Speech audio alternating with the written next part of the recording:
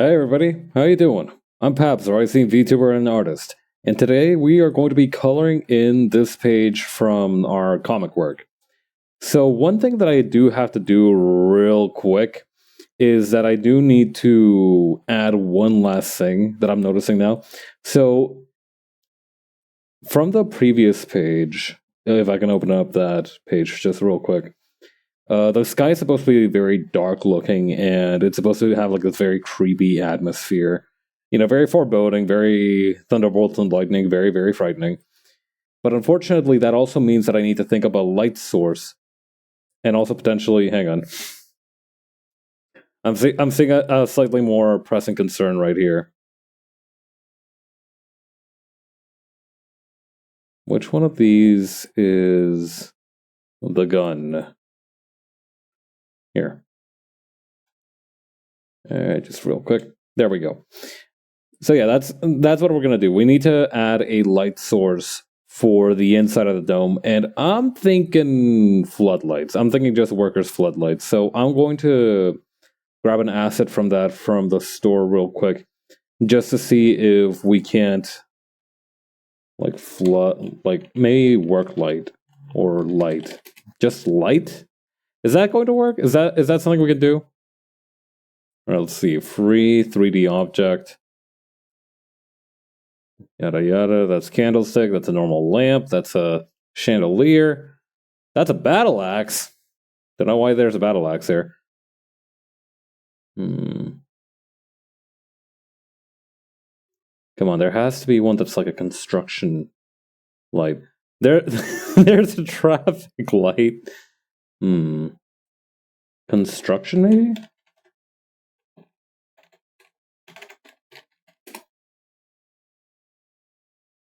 Okay, no, that just gives me a smooth steel beam. Awesome. Maybe if I try floodlight. 0 materials. At least 0 free materials that are free. The reason I want a 3D model for this is because, hang on. Lamp? May like a big lamp instead of light.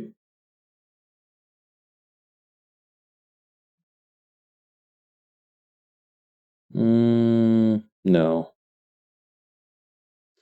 Alright, we might have to improvise here. So I'm gonna look up real quick like 1940s construction lamp. And hopefully that's not gonna be some absurdly old-timey looking thing that looks like it belongs in a museum rather than a set piece. Alright, so maybe 1920s work light. Okay, no, that's all just like 1950s, 1920s lamps. Hey, let me share my browser source so y'all can see what I'm looking at.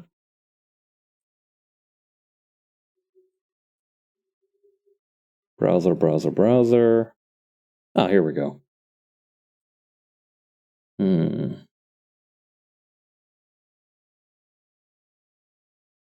Okay, so maybe my terminology is the issue. Maybe work light isn't what I need. So maybe if I just type in work light, what does that... No, that's pretty much exactly... No, that's not quite what I'm picturing. Side work lights, adjustable tripod. I thought that they had halogen lights, right? Back in that era. Actually, that might not be a bad idea. What if I look up halogen on here? All right, that's still 0 results. All right, cool.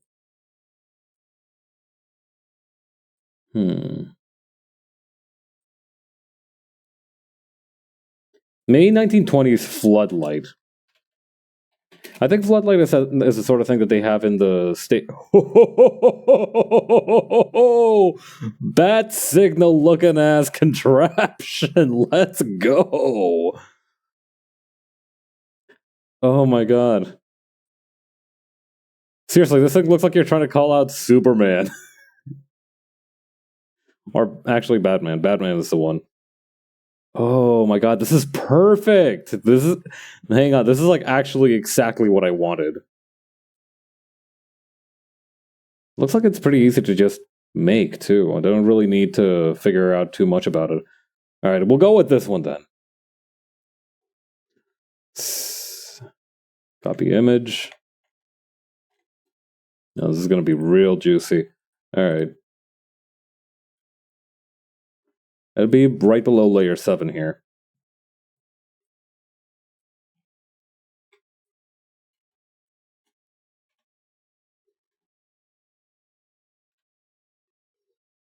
Alright.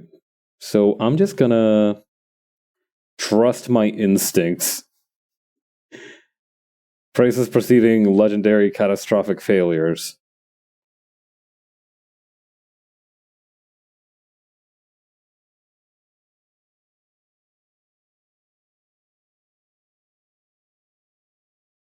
But yeah, this should at the very least help us make a decent source of light for the interior of the thing.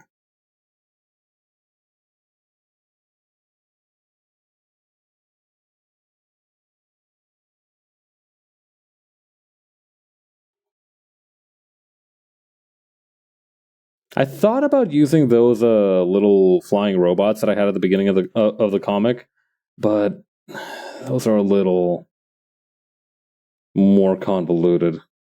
They're harder to read as well.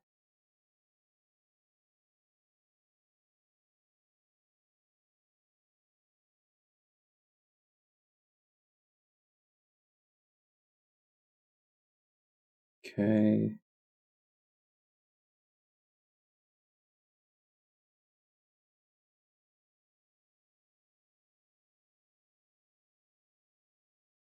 Maybe I can give them almost like a headlight kind of look to them. That might be a way to distinguish them a little bit more from. Yeah, like what do the car headlights look like again? 1920s car headlight.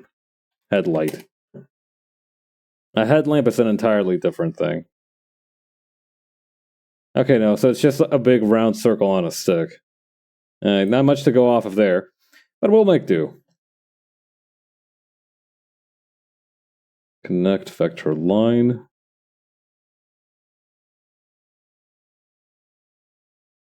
Am I in the right layer?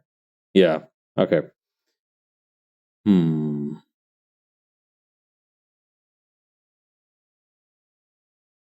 Should I really not have just drawn a normal ellipse? Let's try that. Oh yeah, that would have been so much easier. God damn it. Every single time I'm like, no. This one's gonna be the one where I have to have like some kind of secret artist sauce where just adding an ellipse to the whole thing isn't gonna cut it. This is gonna be the one where it needs a personal touch. And every single time I'm proven wrong, and the ellipse version just looks so much more natural looking, so much better looking, so much more disciplined, so much more the the computer drawn ellipse looks like it has a 401k. The ellipse that I have looks like it lives paycheck to paycheck. My ellipse looks like a bum.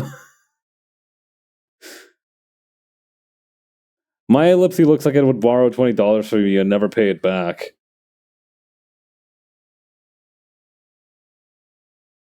Alright, let's just connect these and thin them out as best as I can. What is going on here? I see.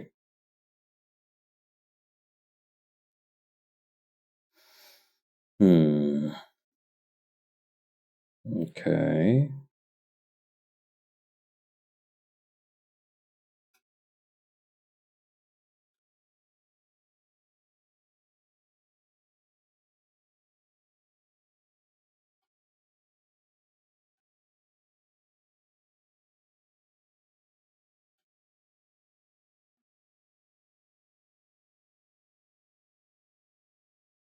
Then over here we can have some kind of a what I kind of want to call a crankshaft, even though I'm pretty sure that's not what that is.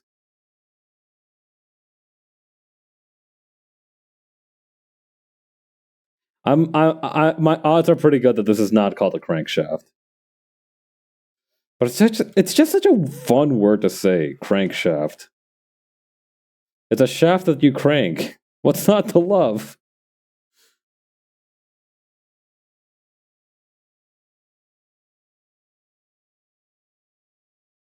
I am going to move this second set of wings a little bit further back. I think that's just going to balance it out a little bit more.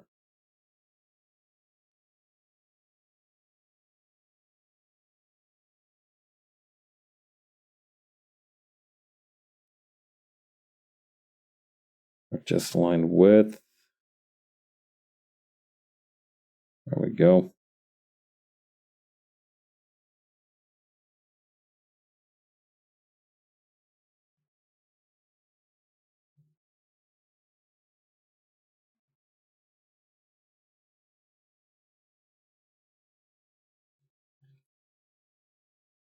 Okay.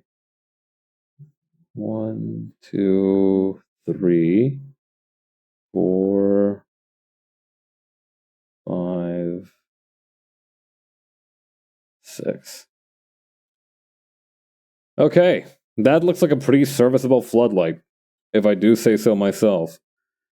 Just got to make a couple little adjustments so that it makes more sense from the perspective that we're looking at it from. But that should be good.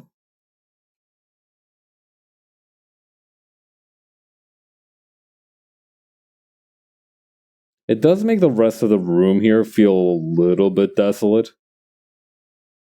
But we can blame... I remember... Hang on, let me see what we had for the text on that one. I remember I left that much open floor space, so to speak, there for the purposes of adding the speech bubble later. Let me see if maybe I can figure out kind of the exact placement of the bubbles. 11, 12, okay.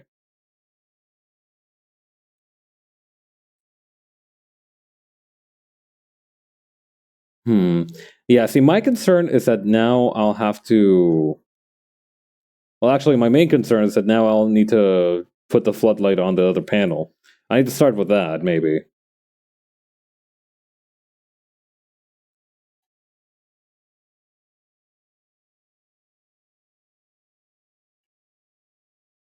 Okay, go over here. What's the red supposed to... I forgot this guy, the bottom half of this suit's clothes. For shame. Alright, maybe we just move it over here and then... Yeah, that'll do nicely. As for you, Mr. Nakey Butt, where's the rest of your cable? Wait, hold up. I get the feeling I might have missed something here.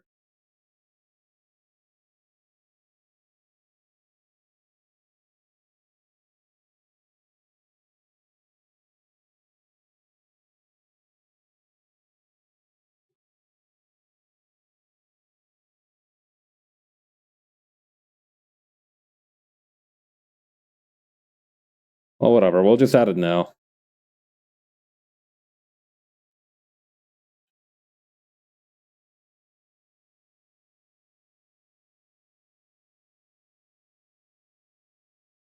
Okay, there we go. Marvelous. Connect vector line. This one here, and I think there was supposed to be another one around here, but who cares? I can just simplify the line, and then we can... Oh. Not the whole line, not the whole line, just this part. No need to get overzealous.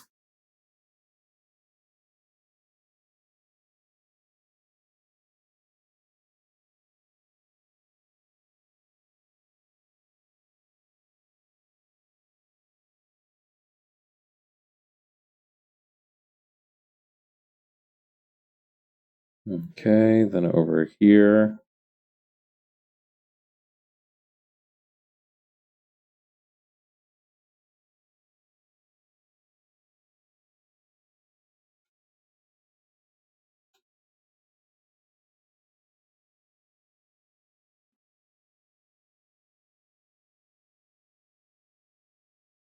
Alrighty. Okay, then we just gotta add the floodlight to this next panel, and we should be ready to start the coloring for real this time.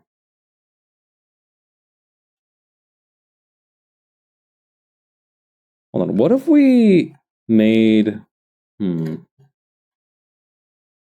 Let me take a look at the text again, okay? Blah, blah, blah.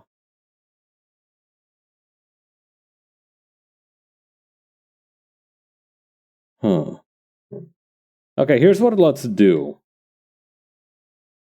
Assuming I didn't beef this royally and accidentally draw over... Okay, yep. Wait, no, hang on. I need to move these little dudes too. And then just make these jerks bigger.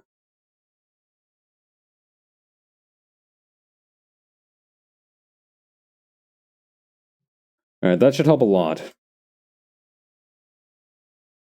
Then we can just have the speech bubbles all kind of like gathered around here, here, here, here, and here. Yeah, that works. Alright. Now, to do the thing that I actually meant to do, the floodlight. The illuminator.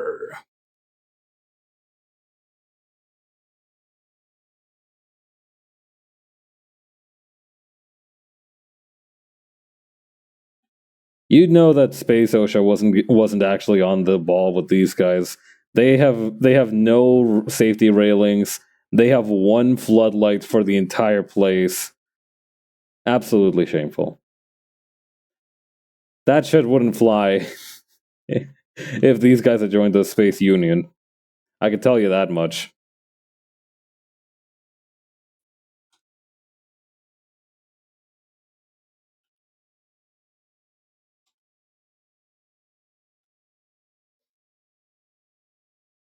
Okay, then over here.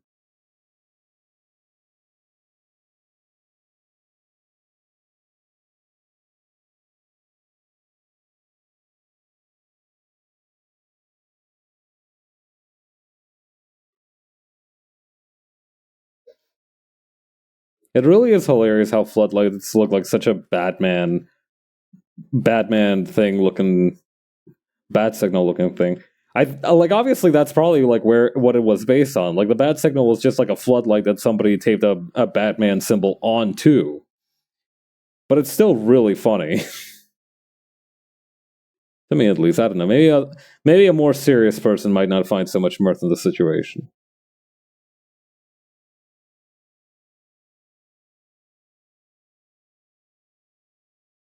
Also, it's weird that this dude has a seam running down his leg. It doesn't look right. I'm gonna give him like a belt or something just so his butt looks less naked.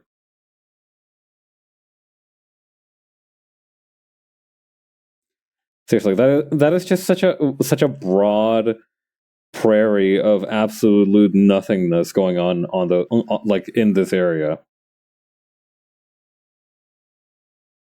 It's like an obelisk. It's boring to me. I'm gonna give this guy a little knife too.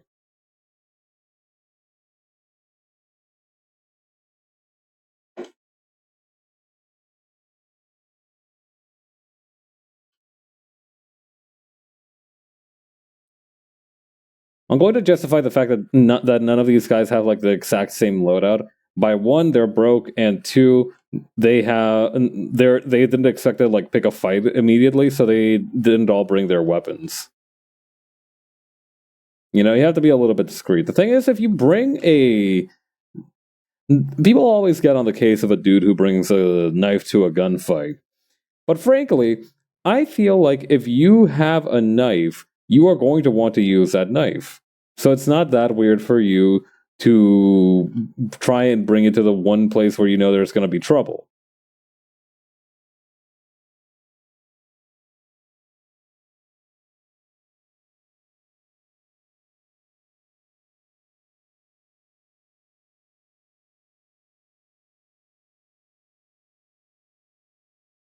Dude, working with this many vector layers kind of sucks.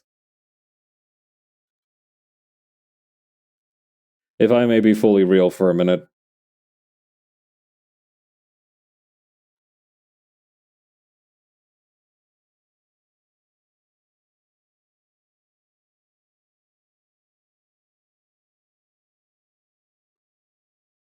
I don't know. Like they all kind of get into everybody else's way, right? It's like the exact same sentiment of too many chefs in one kitchen. Oh yeah. Speaking of awful cooking, I read the other day that apparently Oreos. I've talked about some like weird food team ups before. You know, like there was that one time I was talking about how they were going to make Kraft mayo or Kraft ranch sauce lip balm. Here's a slightly worse one.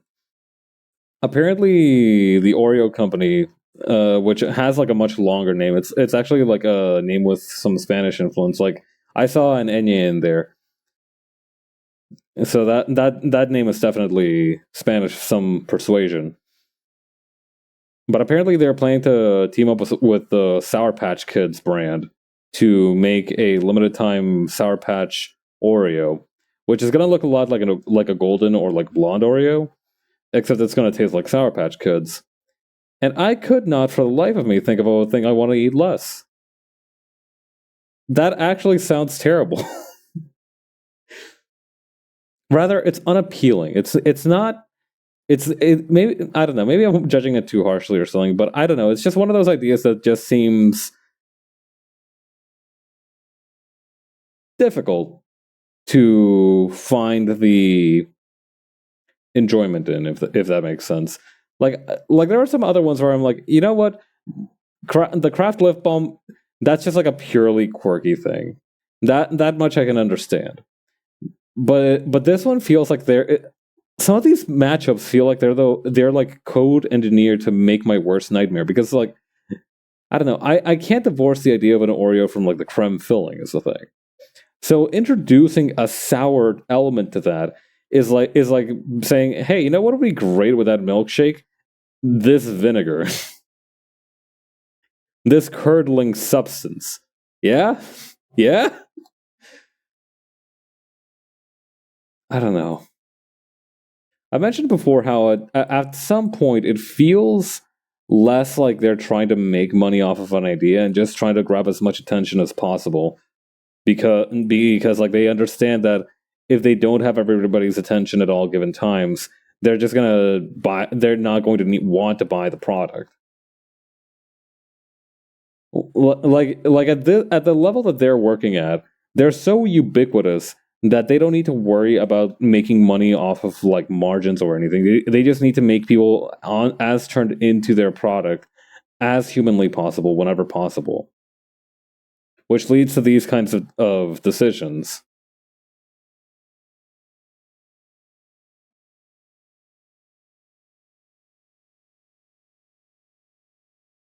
I did end up making a palette for Hawk. I found out that there is like a palette button or view that you can use in CSP. It's it might take some getting used to though.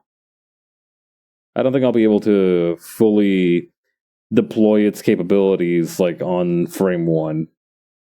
Also, I'm going to go ahead and add a gray layer. I need to remember to turn on time lapse. Is time lapse on for this one? Yes, sir. All right, very nice.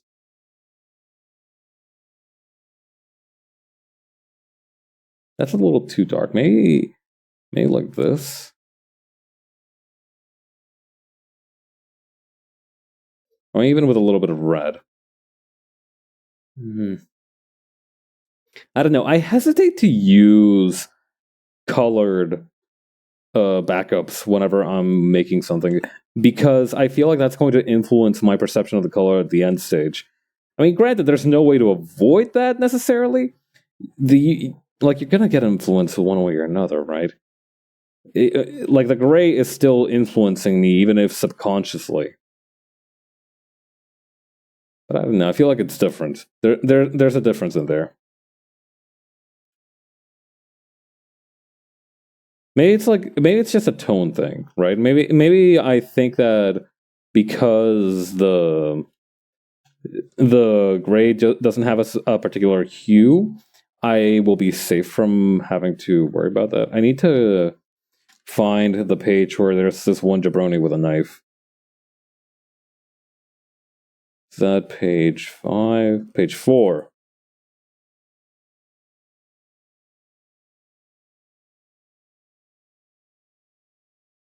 Oh wait, duh. I think I just need the rifle design one. Yeah, this one. Yeah, I think I ended up making the knife the same color as the rifle's dark metal gun part. Let me see. Let me just verify this. Huh. Okay, so maybe it's more like. Okay, no, the light metal part is the part that I want. Okay. So I was on the money the first time. Fabulous.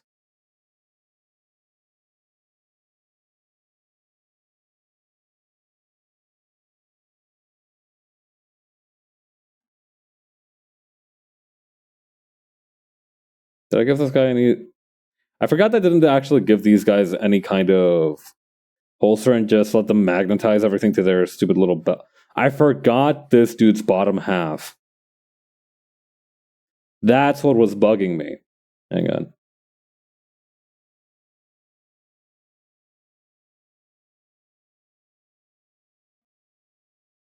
There we go. He was missing his whole bottom tassel. That's no wonder it was feeling off. All right. I was like, this doesn't feel like nearly enough of this like ochre sackcloth color.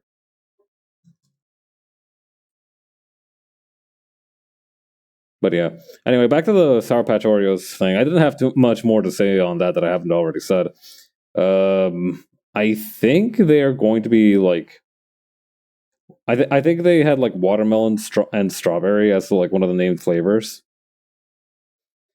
The other thing about this that I feel is perhaps better planned. You know, the craft chapstick one, a little bit offensive, you know, to my sensibilities. I shan't lie. But the one thing that I do think is a smart business decision this time around is the fact that they're not just banking on people buying this stupid ass novelty product. They actually do seem to have some kind of backup plan in mind. That, namely, being that they're selling promotional merchandise for the collaboration. So it's not just Sour Patch Kids Oreos that they're selling. They're also selling. I forgot this dude's like bottom tassels too. What the hell? But yeah, it's not just the actual cookies that they're selling. They're also going to be selling like bucket hats, tote bags. You know, they're going to make a big thing out of it. And I think that that's probably the smartest decision they could have made. Because frankly, who's going to really be here? It's exactly like that one, what do you call, Bean Boozled thing. You know, people played that like once and never again because because naturally they wouldn't do a thing about eating awful jelly bean flavors on camera, off camera for fun. So I don't know. I feel like having this kind of commemorative merchandise is a much smarter move. I think more things should have commemorative merchandise, mainly because I love different kinds of T-shirts and jackets and whatnot. Having a cool ass jacket that everybody recognizes you by is very important, and being able to contribute to that economy, I think, is a virtuous action.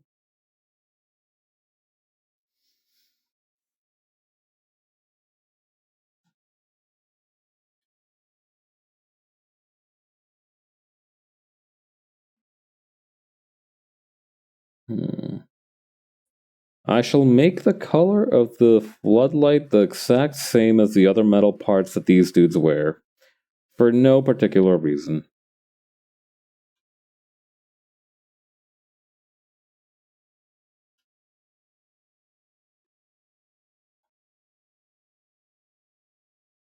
Hmm.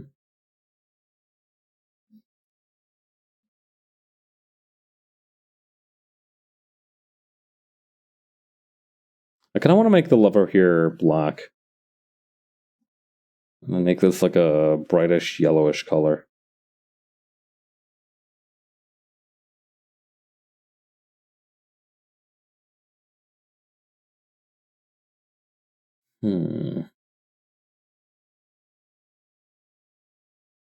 If I open up page 3 again, I can use the colors that I use for this. Kinda. I think I can use these for the cable. I'm gonna add some of these to the cable.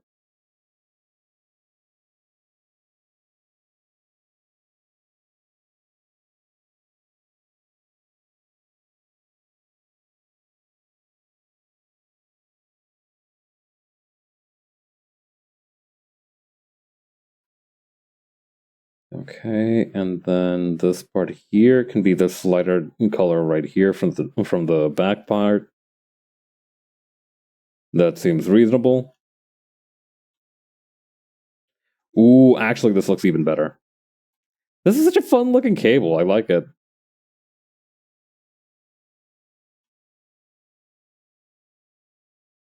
As for this part here, I am going to try and make this one based on the robots. Actually, I'm going to make the floodlight this color too. Give it a little bit more cohesion. Weirdly enough, not the same color as the guards, but actually the same color as Hawk. I might actually renege my promise on that. Is that how you say it in English? Renegar?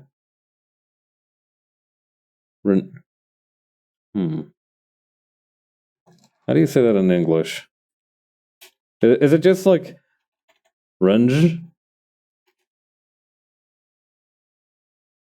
Renege, I see. To renounce, disown.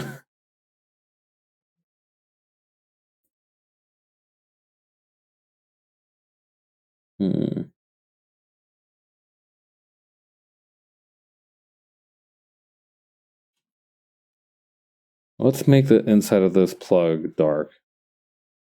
But maybe a little bit lighter than that. So maybe like this dark? Yeah, that works.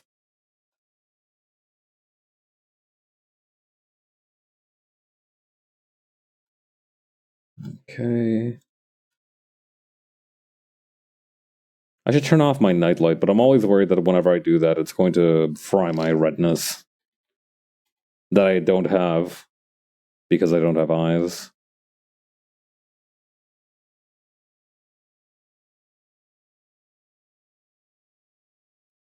Okay.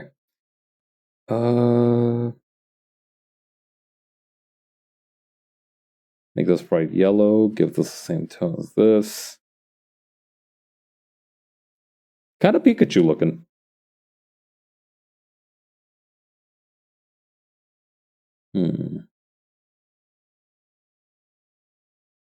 Now, what color to make the van here? I think it might be easier to start with the treadmills. I'm going to do that.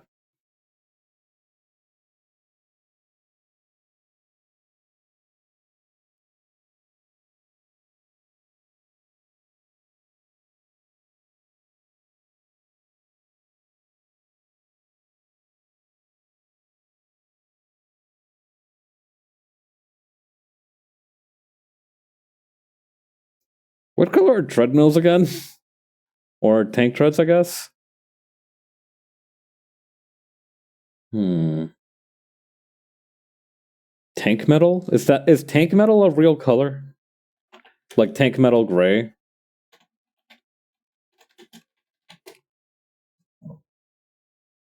Oh, it's just pulling up a picture of aluminum tanks. Like stuff for silos. Not particularly helpful. Maybe if I use some variation of this color here, of this blue, I might be able to find a way. And then the inside of it can be a lighter blue.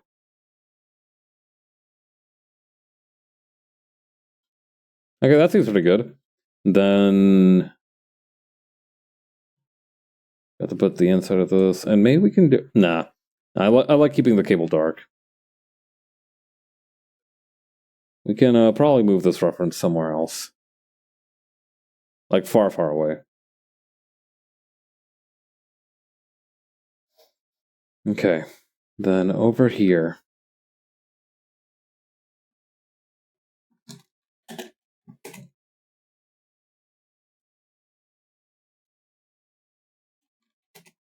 Okay.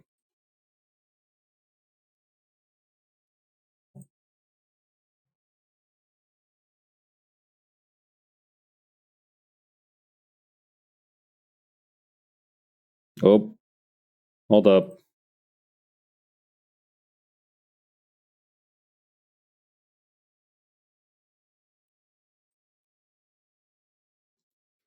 All right, so here's what let's do. I remember from the other pages I have an actual color for these. Yeah. All right. All right, I do see that I have some errors in here, though. From my carelessness, in my innocence, I might have left behind a few line errors. Actually, I think okay, it might have just been those three, and we should be. It might have just been these four, and we should be good. It might have just been those five, but I think we should be good.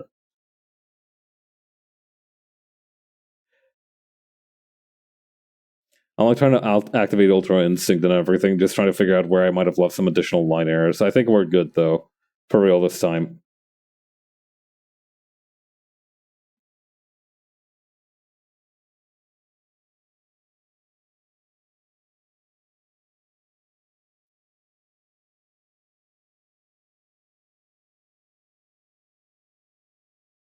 Use the hard eraser to erase it. Actually, no, hang on. Once I got an idea for how to make that even easier for myself, I'll execute that in a minute.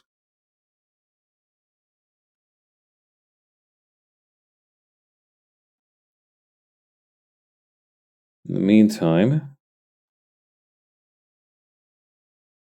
let's get these guys properly situated.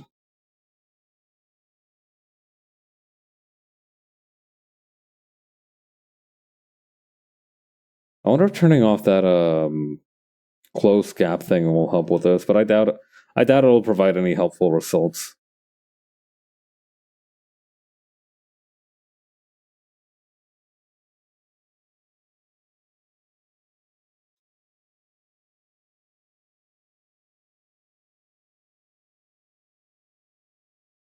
Yeah, I think that's the one. All right.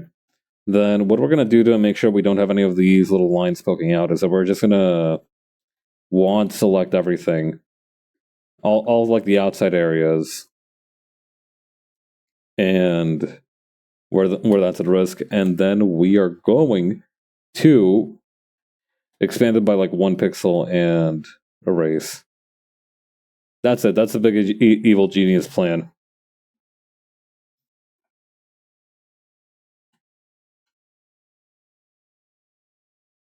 How? I literally didn't select the one place where it was supposed to go. All right.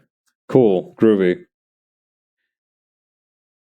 I need to retreat to solitude and shame. All right, yeah, it worked that time. Perfect. Okay. Then for real this time, what we're going to do is I'm just going to grab. This is supposed to be the color of the wood, I think, for the ladders. I'm going to reduce the close gap thing. Just for my own health.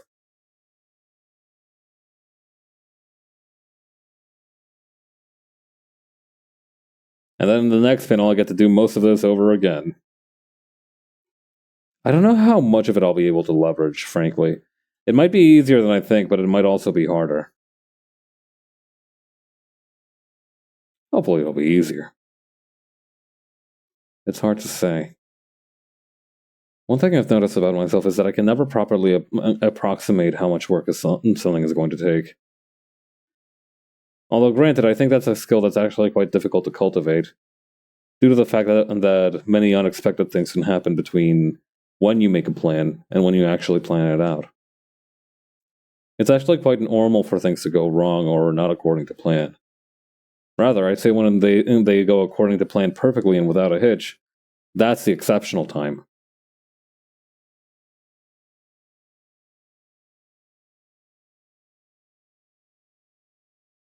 So if nothing is going right, just remind yourself, statistically, this was probable. That sounds really cruel, actually. Maybe don't think that.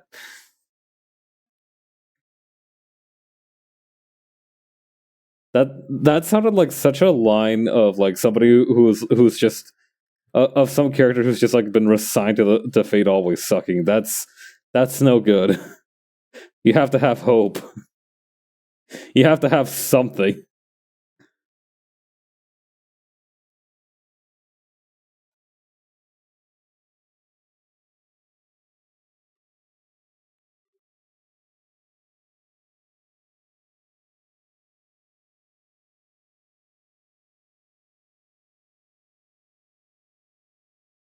A long time ago, I watched this one clip of a bunch of the Hololive girls fighting against one of the, I think it was Scarlet Violet, one of the Scarlet Violet gym leaders, Larry. And Larry's whole shtick is that he's an overworked office guy who just happens to be the gym leader for normal type Pokemon. And all of his dialogue is kind of depressing. It's like this one dude who's just constantly sad about shit, being like, "All right, now I'll show you the power of somebody who's given up on his dreams." So naturally, most of them are like, "Dude, are you okay?" But I remember that Subaru girl. What she said really stuck out to me, and that's like, adults also have dreams, just like children, and that was like, she's so right for that. That's so true. That's so true. You have to have dreams, one way or another. Even if they're just simple ambitions, you have to find something to carry out, I guess. There's nothing more terrifying than being the person who's fulfilled everything that they need to fulfill. At least in life, right? In terms of like what you want to accomplish in life. There's nothing more terrifying than being that person. I feel like cosmically it would feel at least a little bit fulfilling, but realistically speaking, what else do you have to do from there? I think that's what happens in midlife crises, right? That's kind of how they arose. Is that people start realizing, oh my god, I've accomplished literally everything that is expected to me of me in my 40s, early 50s. What am I going to do? And so they do something wild. They have like a personality makeover. They buy a car. They try to find something that fulfills their purpose.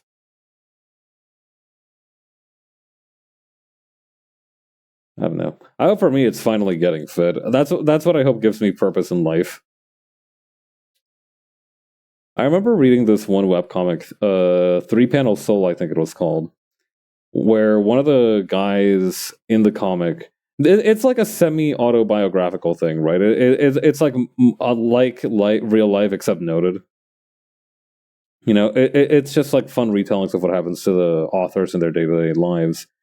And in one of the comics, one of the authors of the comic is going to the gym. He's kind of joining a gym where it's like a more tight knit community, where like people are expected to show up regularly. It's like a gym with regulars, and he wants to join that part of the group, right?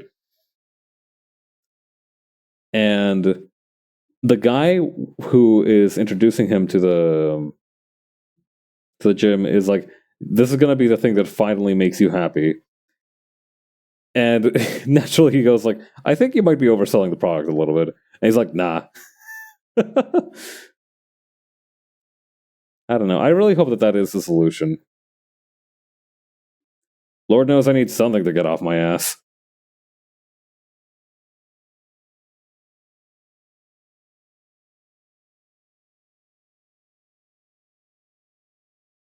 Alright, that's this guy done.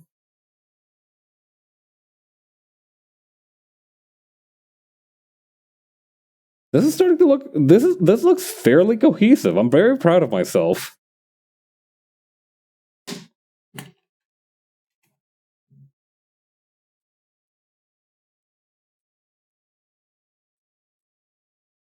Alright, that's a big laser thing. What's this one? Oh, right, the door to the outside.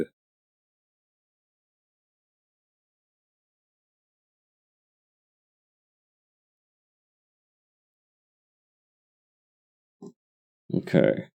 So we're gonna go back to page 3 again.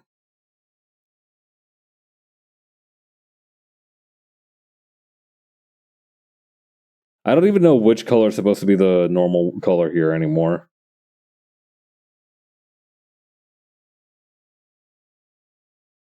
That's fine. I'll just use all of them.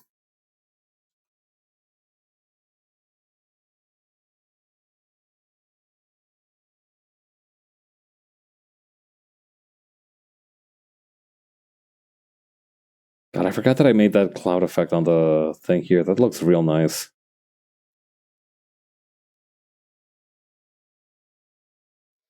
It is something of a wonder to revisit the older pages. I don't know. I've just been so focused on getting the pages out in the first place that I feel like I've skipped most of the steps where I feel like I accomplished something. Maybe I should just come back to the pages in like a couple of years and be like, wow, I really did all that. That was me, guys! I don't know, maybe I could use the ego boost.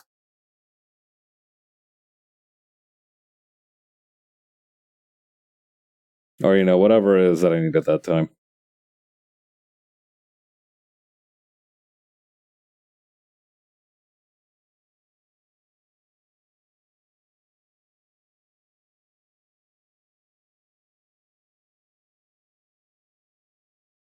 Okay. That's good enough for the gun right now, for the cannon.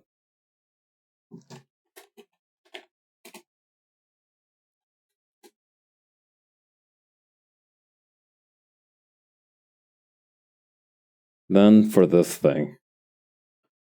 The outer shell.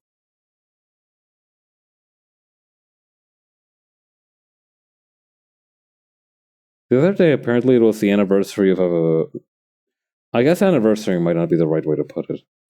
Less so than an anniversary, it was more so like it was a date mentioned in the game. So the game in question is Metal Gear Solid 2. So you know how like sometimes when a date is mentioned in a video game, when the day actually comes, people will start posting about that video game. It's usually very sweet and fun. This time it was as well. But the game in question was Metal Gear Solid 2. And the funniest thing is the funniest thing that they did is that they started tweeting where like the incident from the video game was real.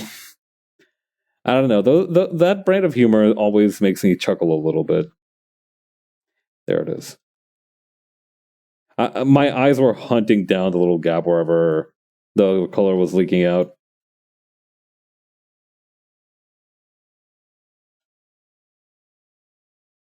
Okay, we need to go back to page 11.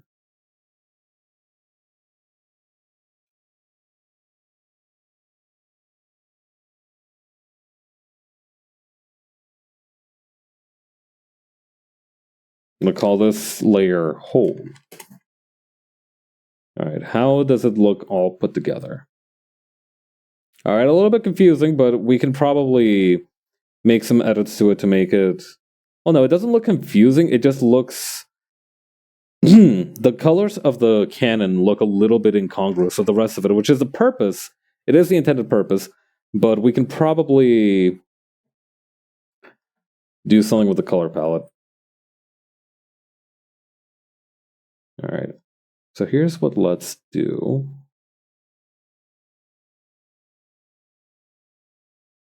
All right, for this guy, I don't think there's anything that's going to save us from having to. Oh, wait, these red ones are the ones where I changed something. I see. Okay, that means that for these other two, Hang on. Just grab these two. Okay, yeah. Let's try this.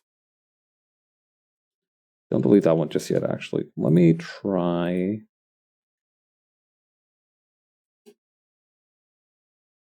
Yes. No. What? Why is it? Why are you? You know what? I guess it doesn't really matter. It's not like that big of a difference. I'm a little worried about the hole, though.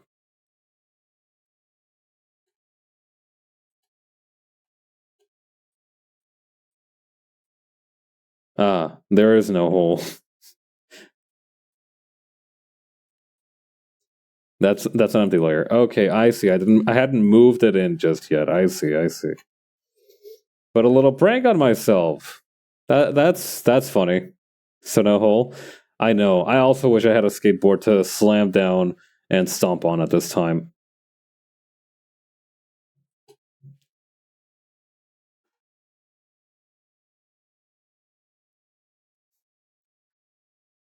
So no hole. Me when I'm a graveyard keeper, and I find out that my bumbling ass assistant hasn't actually prepared the space for the funeral that's taking place this afternoon.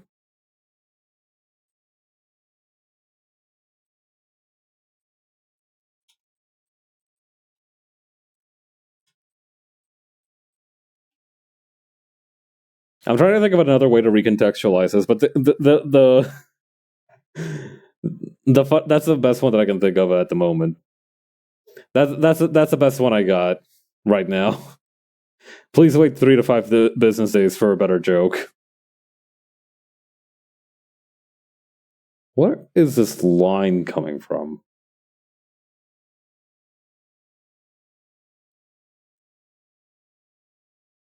Oh, there it is. All right, perf.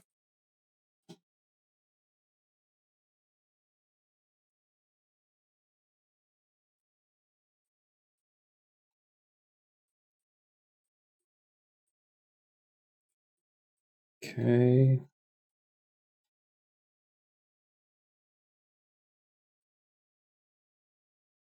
For that matter, we should be able to pretty much use what was in this one too for the guy on the ladder.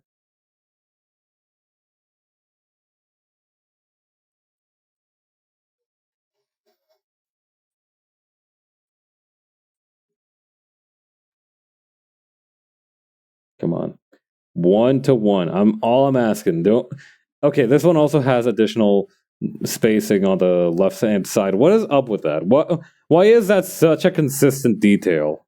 Why did I move everything a little bit to the right?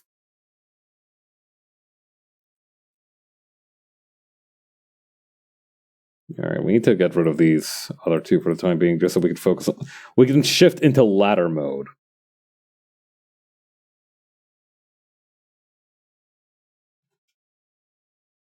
I think something that I'm also going to need to bear in mind when I start shading this,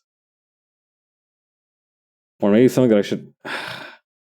No. Okay, here's what let's do. Grr.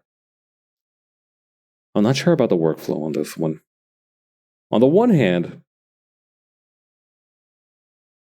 actually, never mind. I'm a brain genius. I figured it out. I see it in my mind's eye. I don't need to plan. I know everything. There's nothing I do not know.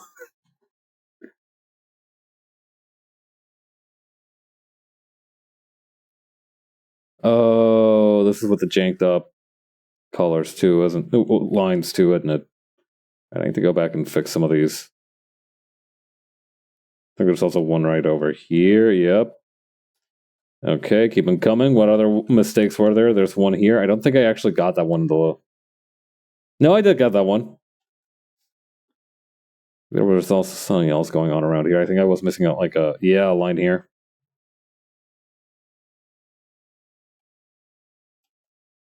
Okay, I think there was something else over here. Get thee away from me. This one doesn't need to be there.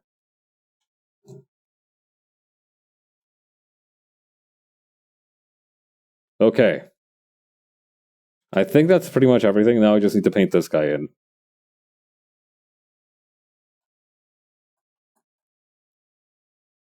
For some reason, this helmet right here, not the other guys, but this guy's helmet here reminds me of Johnny Bravo quite a bit. Bro looks like he would say, "Whoa, mama."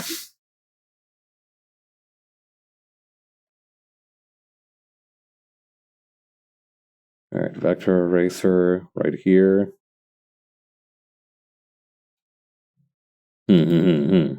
Okay. Yeah, I wouldn't be able to transfer over the shading fully anyway because this guy in the middle here gets blasted. All right, I've made peace with it.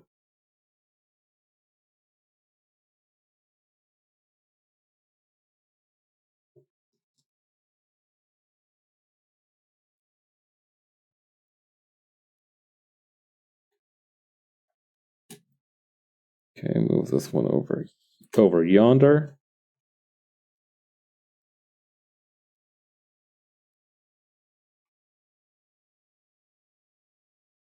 Hold on, there's something wrong with this one. I think I made it smaller somehow. Why did I do that? That was a really dumb decision. Why did I do that? You know what? There's a spoke missing from the tank treads. What? Huh? No way. I left my tank treads here and past Pab stole them. Can't have shit in Pab's art live stream.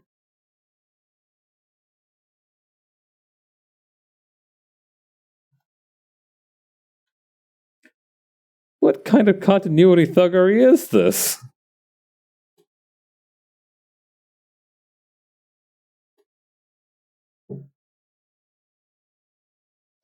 You know what? Let's roll with it. I've decided that I'm not angry about this.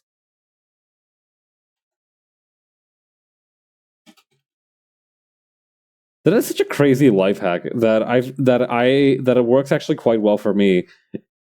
Weirdly enough, I can just think I'm actually not angry about this, and I stop being angry about whatever I'm angry about. Like, I just need to let that shit go, and instantly it replenishes my sanity. Like, I go from 60 to 0. It's the craziest shit. I don't know why or how I do it. But, like, if I'm feeling, like, really frustrated or really angry with somebody, I can literally just go, like, I'm not angry anymore. And I stop being angry. I don't know why my brain does that. Or why it works, but, like, I can literally just decide, like, I'm no longer angry. I'm no longer angry about this. I'm letting it go. And it just goes away. Granted, I still probably hold a grudge or something, so it's not a completely foolproof solution. But it's just weird that it works.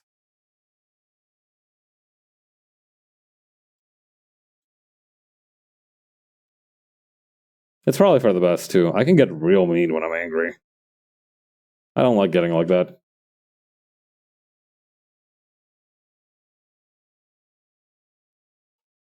Alright, then over here.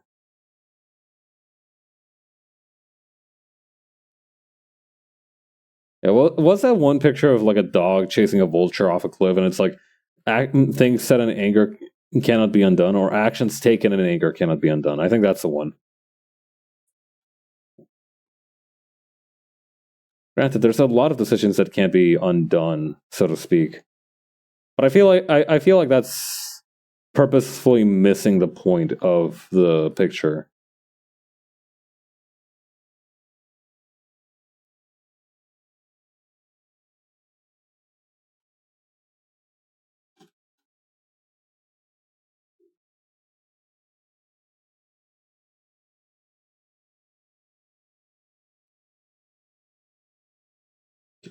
Is this guy also? No, this guy does have his bottom skirt. Perfect.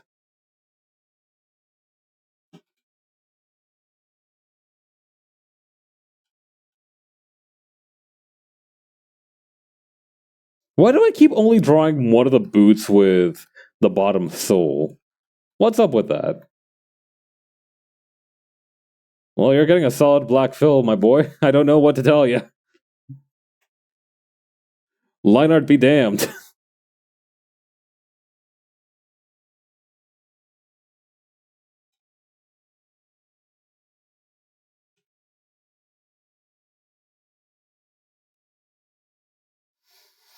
Okay, then we can just get rid of this one here.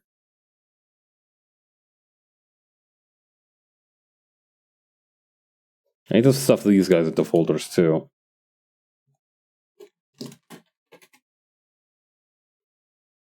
Now, if the scheme that I have in mind works out, it's gonna be great. It's gonna be real good. There's going to be clapping and cheering. There's gonna be a parade. And if it doesn't work out, I'm gonna be a little bit upset, but that's fine. Not everything in life is supposed to work out.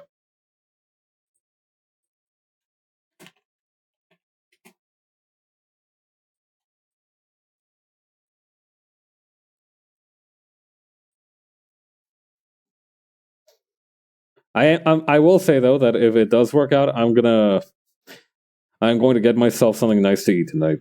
And if it doesn't work out, I'm going to get myself something nice to eat anyway, because I deserve nice things in life.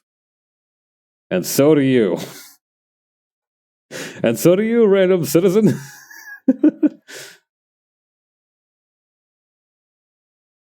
God.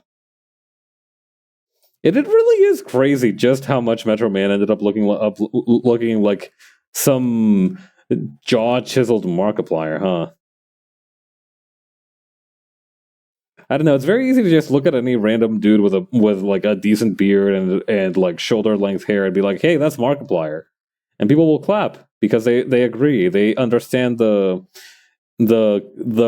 image and relation you are trying to communicate.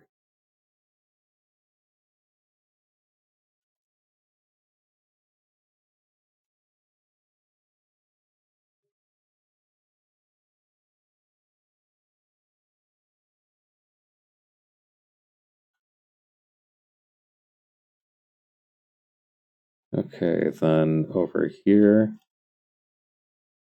It's really weird. A while back, I asked myself, well, Mr. Beast and Markiplier and all these old school YouTuber guys seem to be cut from similar cloth, but how come only Mr. Beast is a household name? And then I realized it's because Mr. Beast doesn't just do video games.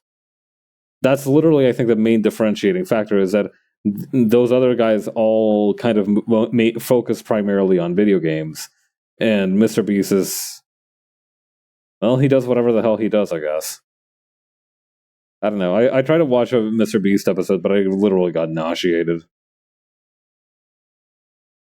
I know some people use literally as a hyperbole in these situations, so understand when I say I'm not using it as a hyperbole. I actually felt a little sick watching it. I don't know. That might be a skill issue, though. Real hashtag beast heads might have built up a tolerance or something. I don't know. Ay. That felt like such a strange word to say. You ever like say something and immediately wish you could take it back because it feels like you've invited a demon into your home?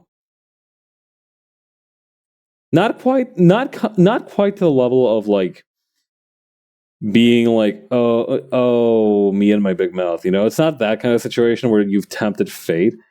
It's almost like you've spoken something into existence that is utterly unrelated to you and frankly unable to harm you, and yet you understand that its existence might be your fault.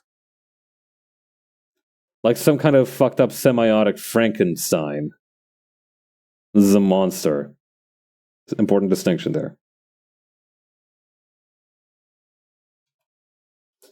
I don't know. People make a big deal out of like, ooh, you can't just say Frankenstein. It's like this whole bit where like, oh, you can't just say Frankenstein. You need to specify if it's like the monster or the guy or the actual guy.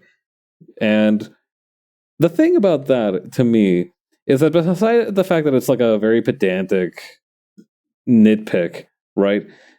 The fact also is that the guy is inextricable from the monster, and the monster is as well inextricable from the guy.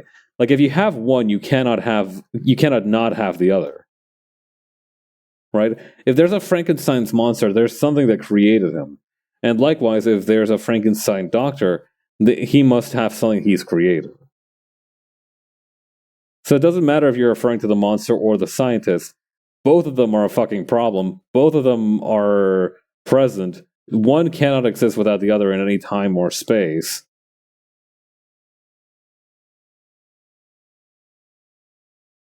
And you're a fool for believing that that could be the case.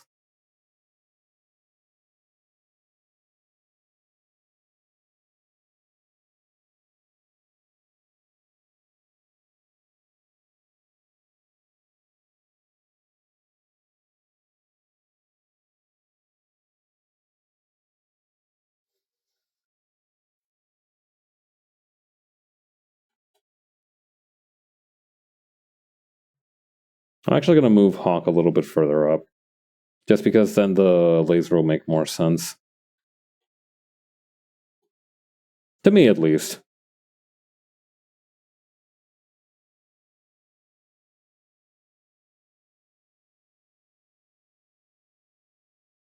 Can I move her like a little bit to the left, maybe?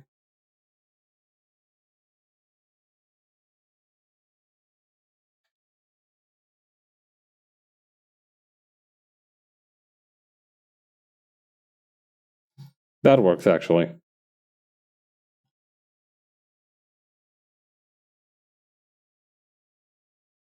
Alright, where is Hawkstrath?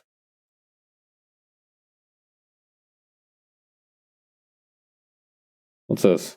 Oh, these are the action lines. These should go behind the... Or no. These should... One of these needs to go behind the character and one of these needs to go on top. I'm just gonna keep them out of my hair until I really need them.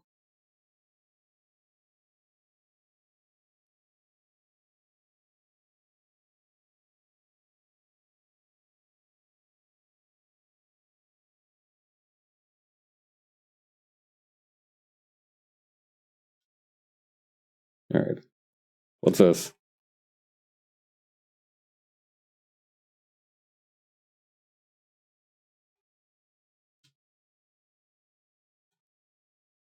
Okay. Now to enact phase 1 of my genius plan. Which is... What is my genius plan? Actually. Oh. Wait, no, I think I've got an idea. Alright.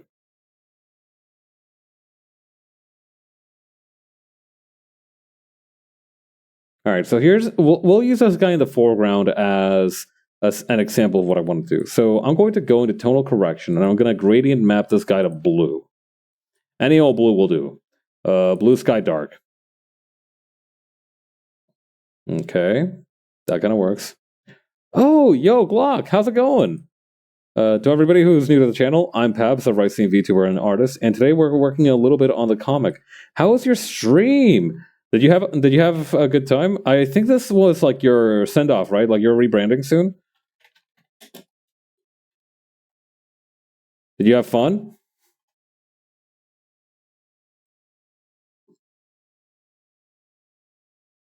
Raid Shadow Legends. I get that joke. I see what you did there. Yes, played a bunch of games with Chad. Ain't that nice? It sounds like you had a good time. I'm glad to hear it. But yeah, right now we are trying to shade this panel here, and I'm trying to find a way to do it efficiently and with minimal effort. Chat kicked my ass and embarrassed me in GGST. That will happen. I don't know.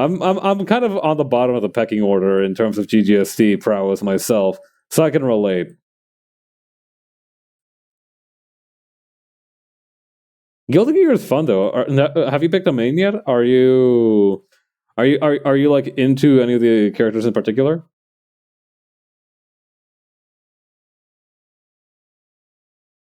Okay, we might use this one. Haven't played in like half a year, but I used to main Ramlethal. Oh, nice. Alright. Okay, so this is with the soft light effect and with dark blue. Nice. Alright. So here's what I think I have the scheme. I have the plan, I have the vision in my mind. Alright, so we're just gonna keep gradient mapping all of these layers to the blue sky dark, or night sky, I think. Yeah, night sky dark. And then we're going to just hit them with a soft light blending mode. And that way they're going to look like they're in a much darker atmosphere. And I'm just going to erase the parts that are supposed to be hit by this light, for example. Or like from the light of the thing over here. This is how I win.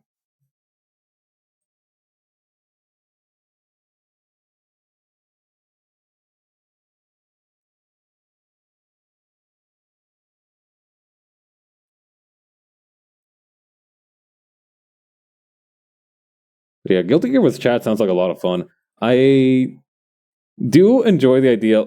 It's kind of funny, right? As somebody who knows fighting games, you have the option to be like, now I could play Quiplash to interact with my audience a little bit, but what if instead we had the Budokai Tenkaichi within my house? I don't know. It's just fun to have options, I think.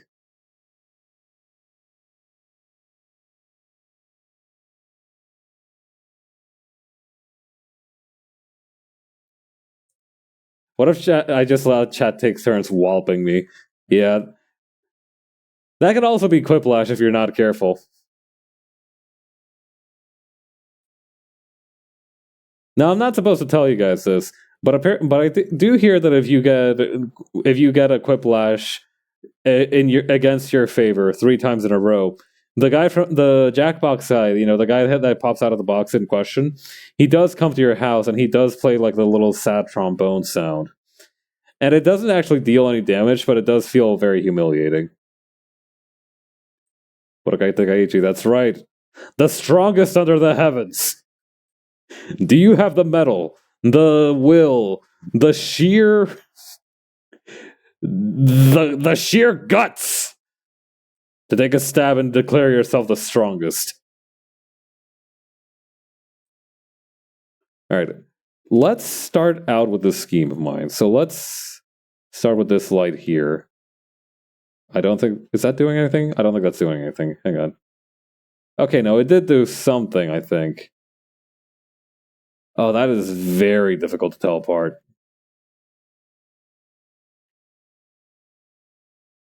All right, hang on. I think what might be faster if I just use the select color gamut thing. That way I can also just copy and paste this to do the thing that I wanted to do as well, which, what the? Oh, I see. I didn't, hang on. This should do it. All right, there we go, there we go, there.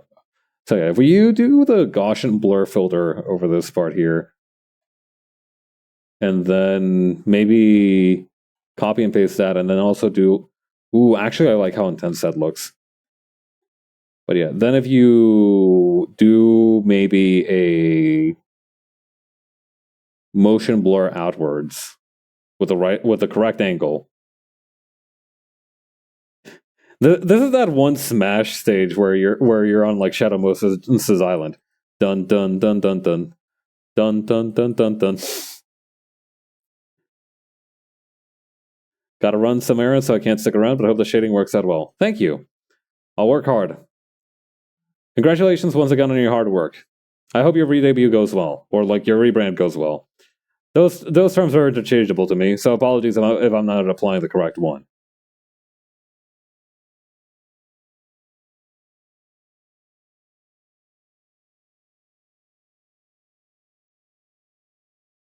Okay.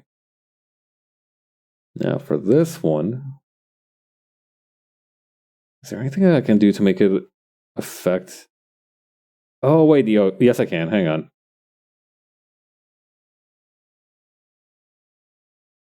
I was wondering why it wasn't showing up on more layers. It's because the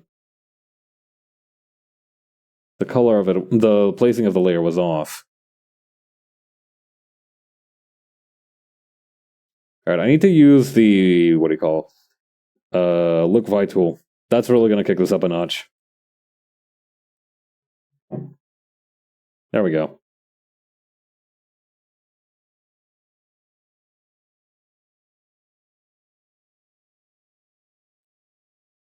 Yeah, with the screen effect, that looks real nice. All right.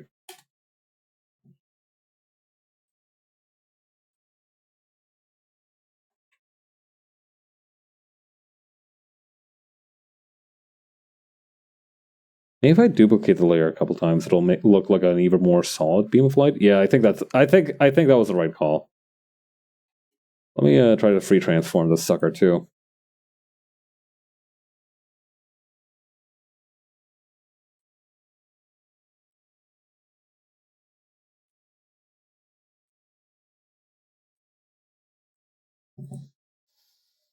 Okay, and then maybe a little bit of a gradient erase to reel it back in just a touch.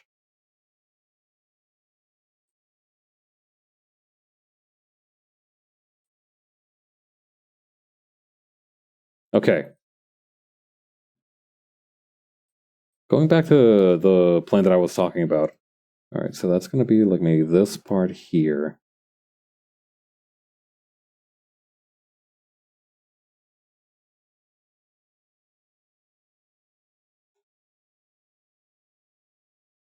Oh yeah. The other day, right, I saw this tweet about somebody who was taking a flight from American Airlines and they were complaining about their lost bag, right? I read that apparently American Airlines, right? So if you've ever lost a bag at an airport, right, it's a very distressing experience. It's happened to me a couple of times. Thankfully not that often, but it has happened to me. And you know, you're probably like left in some unfamiliar place, nothing but the clothes on your back and a half-eaten bag of jerky in your JanSport. It's a very humiliating experience. But apparently in the US alone, airlines mishandled more than 2.8 million bags in 2023. And the worst offender of these was actually American Airlines. They accounted for 28.5% of that. That's a solid with 1/3. Oh my god, get your shit together. Could you imagine being the dudes who are known locally as the ones who fumbled like 30% of all bags in the United States? Oh lordy.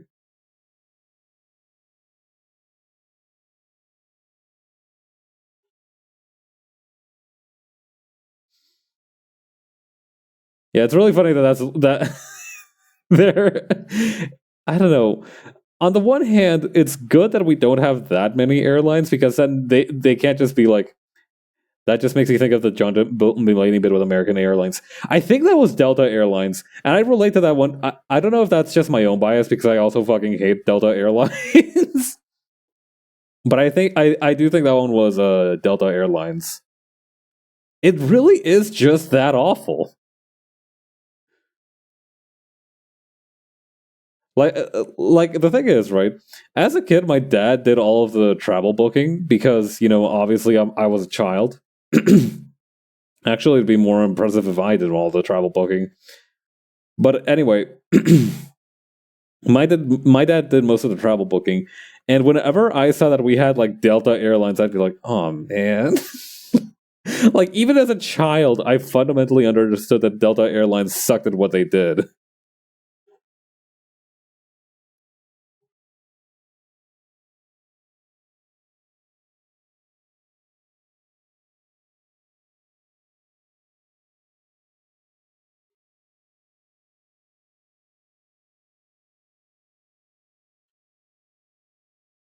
Actually, you know what I might do?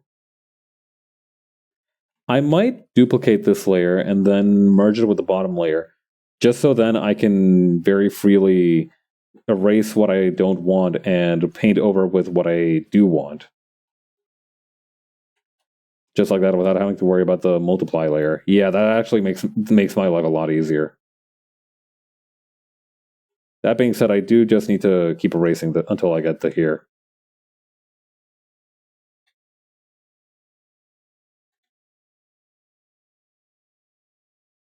All right, gradient erase over here. And it also gives me the ability to darken places if I want to make it even darker. That's actually a genius move. I need to adopt a flexible approach with this.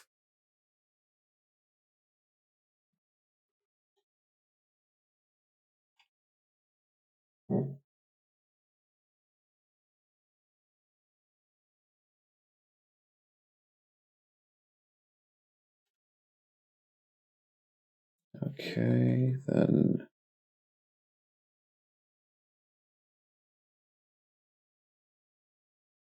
Maybe I can even like darken this part here. But yeah, traveling by air really just isn't what it used to be. Like, I do not remember it being this bad when I was a child. Like, I've had a lot of experience in air travel, and it's pretty bad out there. It's fucking rough.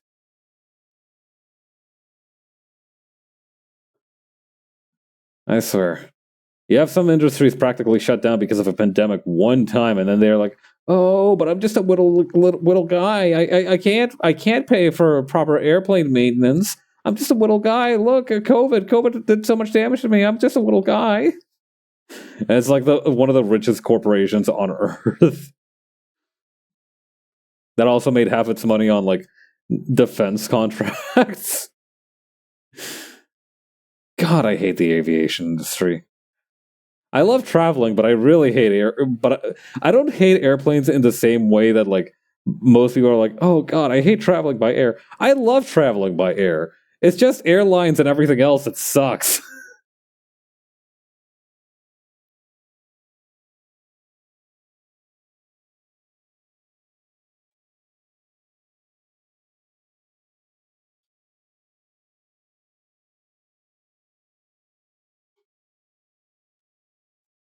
Okay.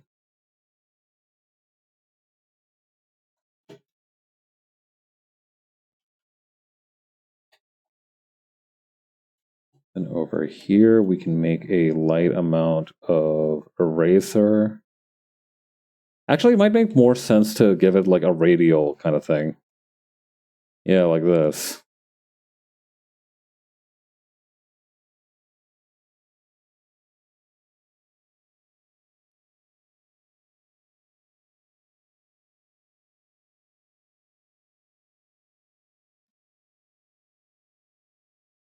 We can make a slightly darker version of this part here. Slightly darker version of this part here.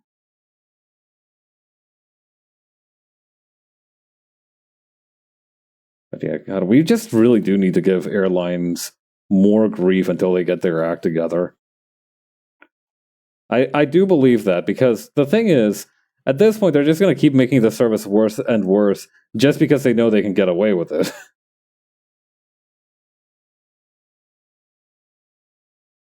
And they can't get away with it because they're jerks like that. It's just a little bit depressing. Also, I do think that as cool as the cross hatching looks here, it would just be like a solid dark line like that.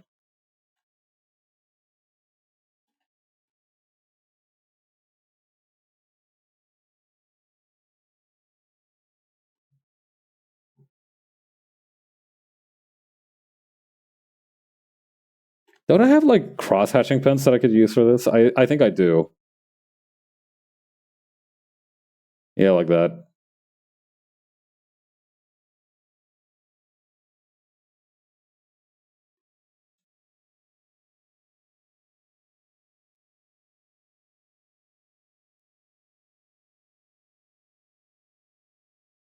Hmm. See, like some parts of this I'm not too sure about. Like for these boots, for example, I feel like this guy should be allowed to have slightly lighter versions of them. Meanwhile, the tank treads should probably be a little bit darker.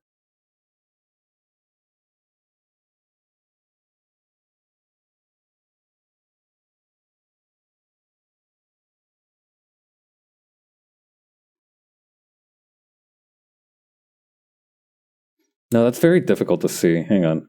Select color gamma, these two here. Can we like bump up the brightness a touch? Is that something that's on the menu?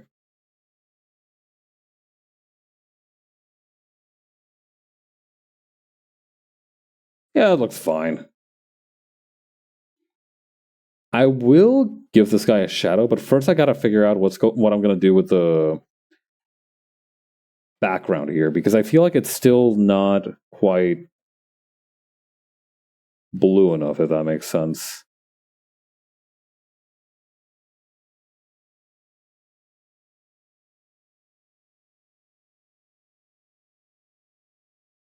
This might be okay. I think this might be it.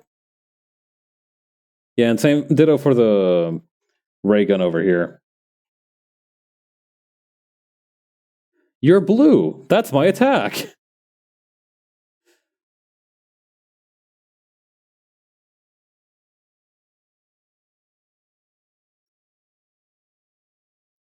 Honestly, I do think that if I ever get into a fighting game paths should be allowed to do some Majin Buu shit and turn people into bowls of rice. And I know what you're thinking, but Pabs, you're completely in charge of your own role. Couldn't you just let yourself make an attack that have an attack that lets you do that? Well, the thing is, if I give myself any special powers, it looks weird. If a video game gives me special powers to be funny, then that's hilarious. I don't know. I've always been a little. I've talked about this before. I always feel a little bit nervous making myself look too cool. And that sounds very pretentious, but it's true.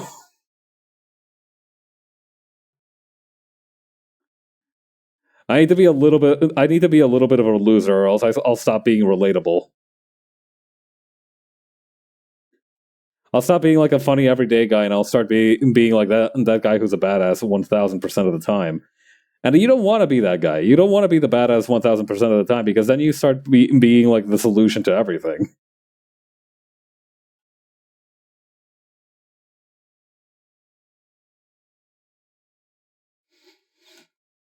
All right, and then so right.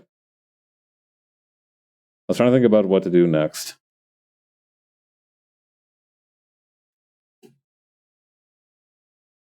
First, we need to make sure that this guy's head is in the right space.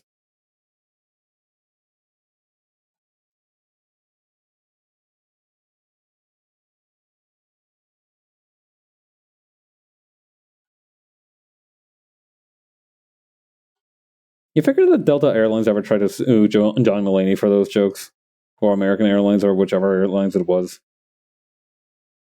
I reckon somebody must have tried to step up, right? Like somebody thought they were going to be the guy.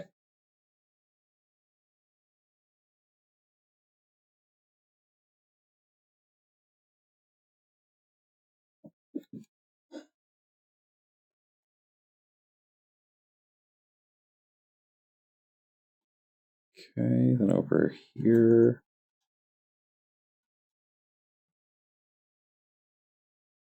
I don't know. I feel like trying to sue a comedian is like one of those things where everybody looks bad. You know, obviously it doesn't look great for the comedian to get sued, but it also doesn't look great for it's like jester's privilege in a way. If a comedian makes fun of your company, if the company is the first one to blink, then they lose because of the fact that they are now bowing to a dude who talks about how much he farts for money. Right? It's like you can't be the first to blink, otherwise the other guy wins, and you look like a douchebag. It must be quite tough to make a lot of money. Not that that gives me any sympathy for them. If anything, I think we don't make fun of corporations enough.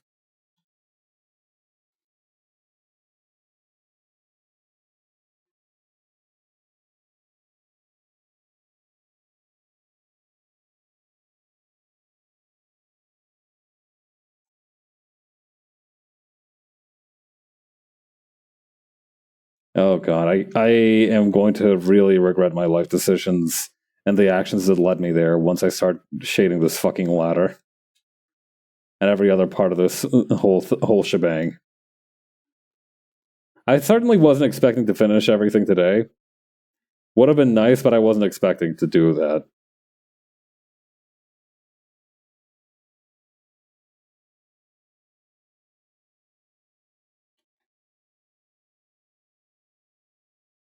Yeah, we can just use a rough eraser for this.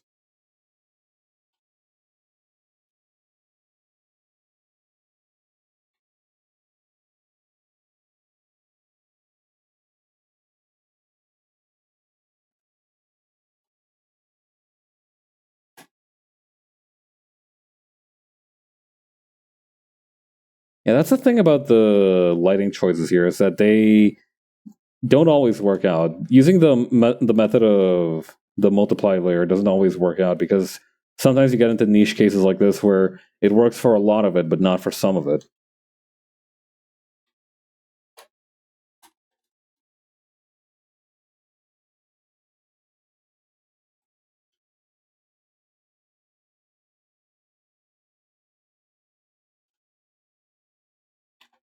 Okay, then erase this part here.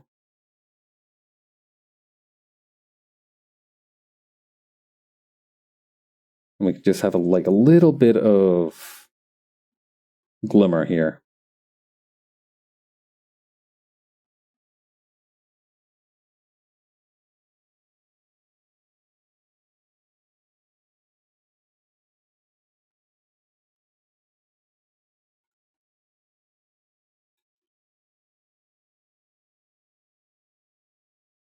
Whoops, I think I selected the wrong color. There we go. And those, we have got to do something about these pants, man. Chuck at least a little bit of blue into them. Yeah, there we go. Now they don't look so out of place.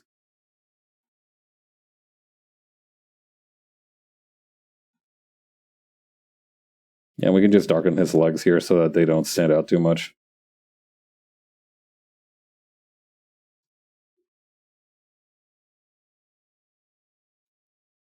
Also, I do forget that maybe I should make a shadow for the whole tank thing here. I should perhaps have considered that while I was making the shadow for the fool carrying around the oversized comical plug. Must have slipped my mind.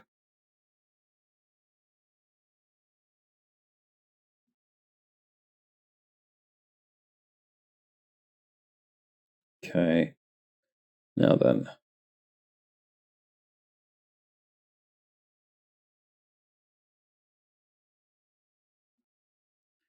It's good that we did that guy first because now we have an established direction of light. So for example, this foreground guy, right?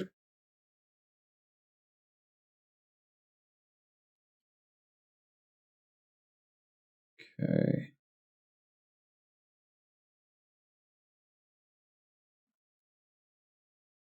We need to. The other annoying thing about this is that once we get started on one part of this, we do need to turn off the other parts because otherwise they're going to keep interrupting each other.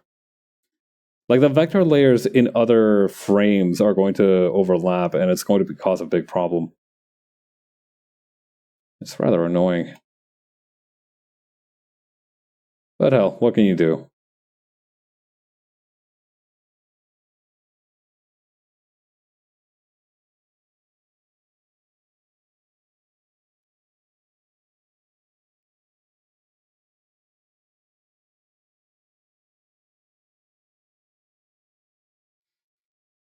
Okay, maybe I can add a little bit of additional light right over here. I need to get rid of the hole, unfortunately. No hole. Bereft of hole. Sad.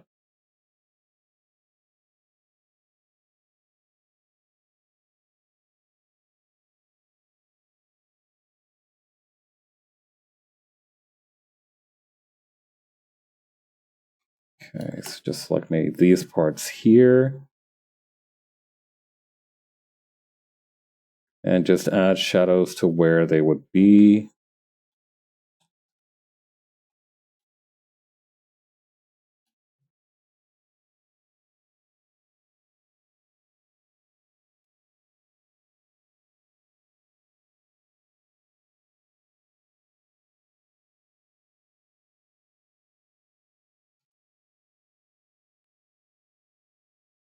Hard eraser, we're just gonna tackle some parts here.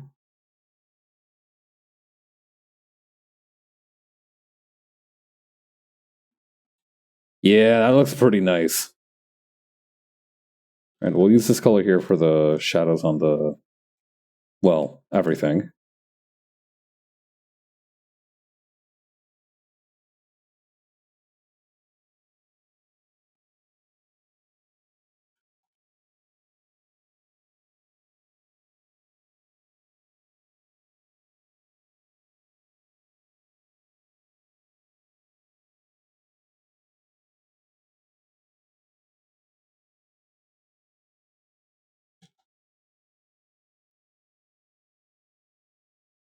Okay, then over here.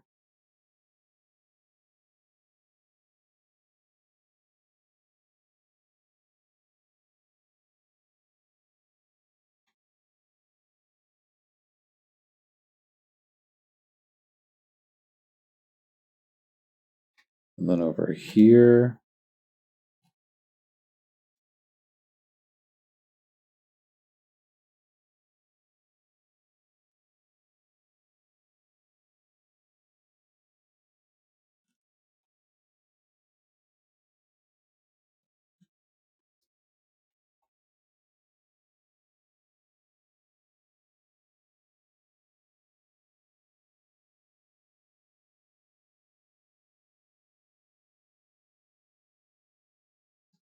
All right, so this guy, where are his shadows going to go?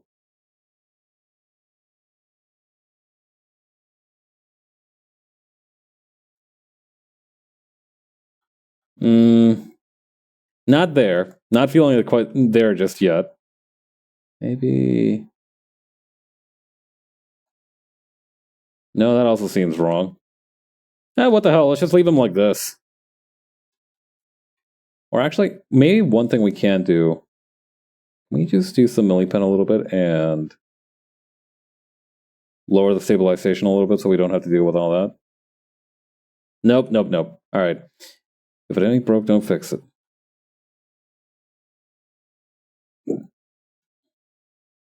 No need to innovate this time around.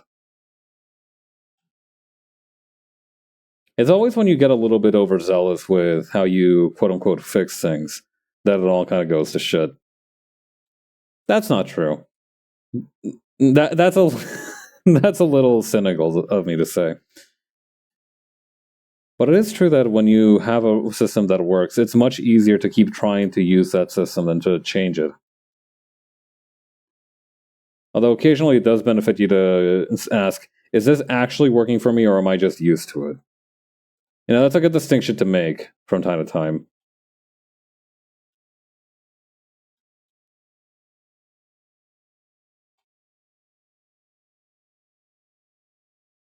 You might be surprised with how much you put up with out of habit. And sometimes it's easy to change that habit, but oftentimes it's a little challenging.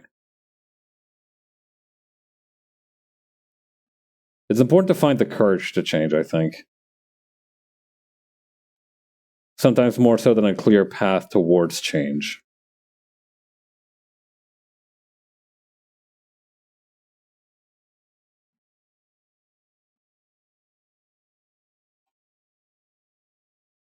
Yeah, I'm going to keep it like that. All right. Then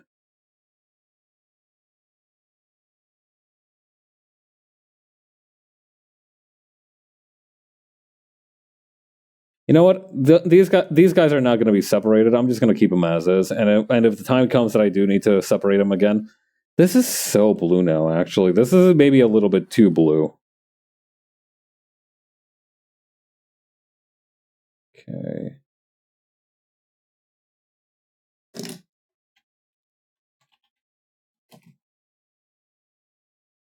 The good news is that once I establish the lighting direction for these first couple panels, it's going to be a lot easier to do the rest of these. How are we for time? We still got a little bit more before I usually call it a day.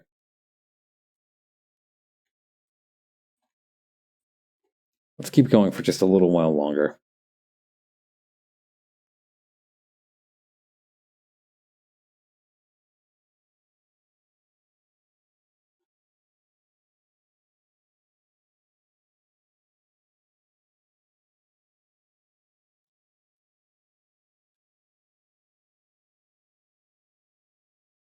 All right, we actually don't need the cannon right here, right now.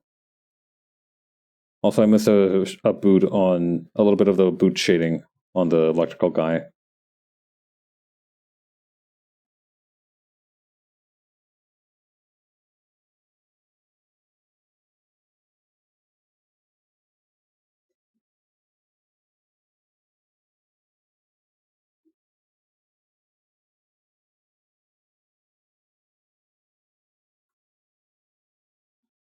Okay, then over here.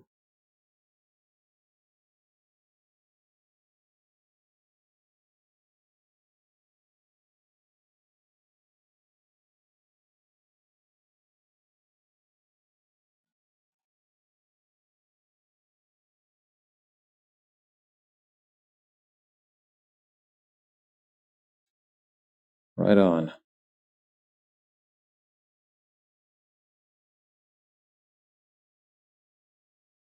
And extend the part of this helmet a little bit like this. That should be good. Although I do kind of want to make a secondary dark line here. Just like that. Yeah, that looks real nice.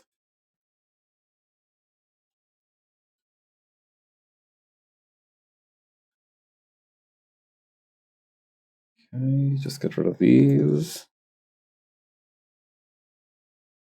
Honestly, this is shipping out quite well. I really thought I would be struggling much more than I actually am. It's nice to know that that's not the case this time around.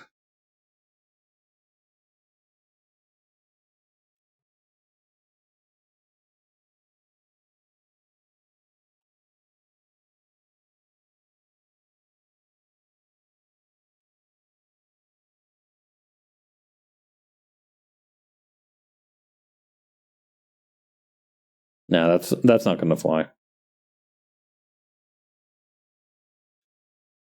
And the scope here would cast a little bit of a shadow like this, so really it would only be this part here that's illuminated, I think. Yeah, it seems like a decent compromise. Oh yeah. On the opposite on the opposite side, if the American Airlines thing we talked about earlier was a little bit of a bag fumble, then let's talk a little bit about bag securement. In the proverbial sense. We're not actually talking about good quality travel packaging.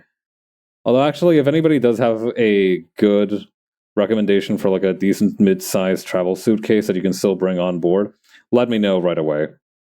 I have been looking to invest in one that I didn't inherit from my parents. I don't know. I think I have been looking for like a proper suitcase to buy, but the thing is that I have a perfectly functional one, and I'm really hesitant to spend money when that's the case. But at the same time, I kind of want to have one that I can call my own. You know, all the ones that I use are hand me downs from my parents.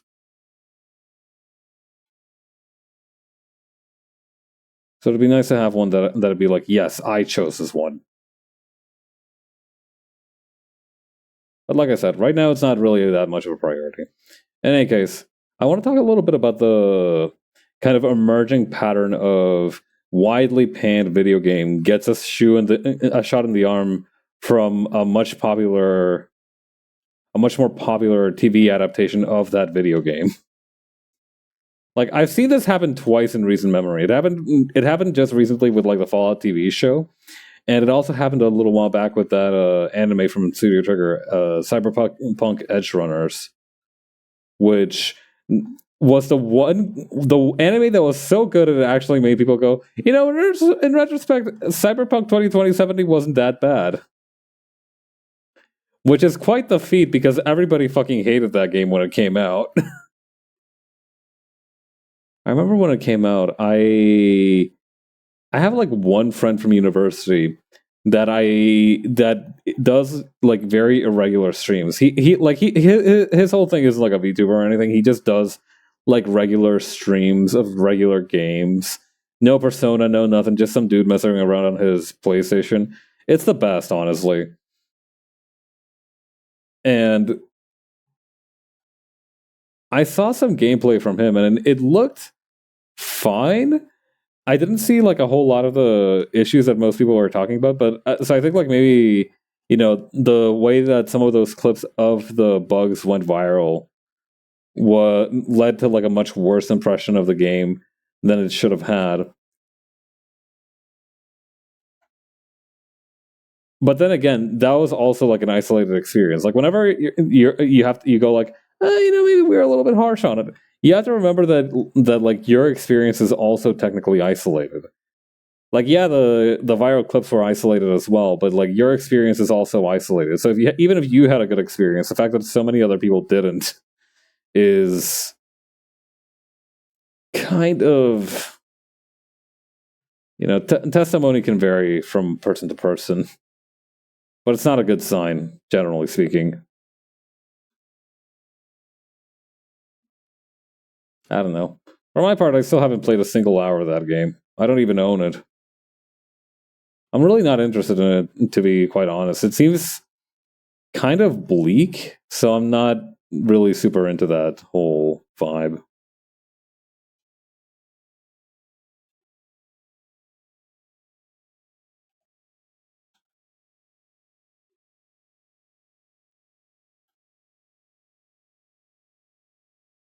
Okay, then over here, we're going to make a big shadow for the leg.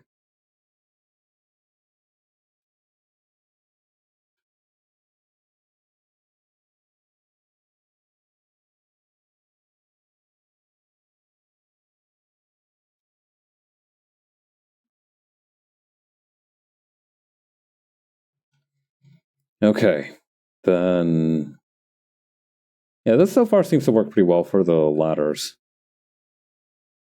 Although I did see that I was missing a couple spots here and there, like right here, for example.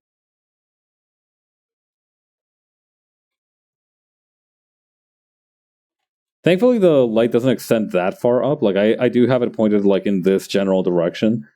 So the farther you go up, the less of it you'll see, which is good because that means I have less work to do.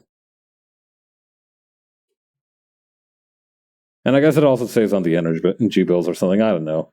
It's hard to put a more positive spin on it than I don't have to put more time into it.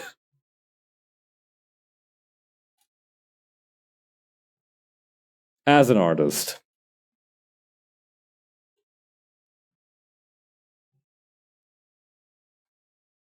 Okay, then over here.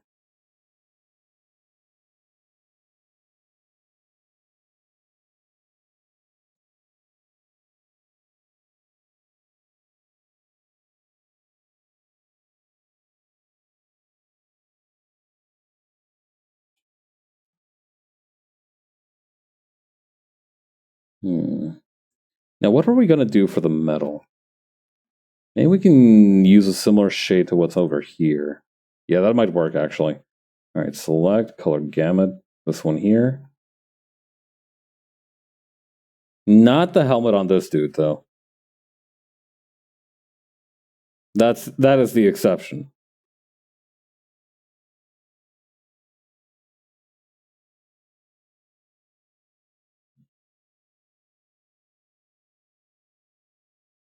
All right, just paste all that. And then just for the ones in front, I think we're going to clear up the darkness.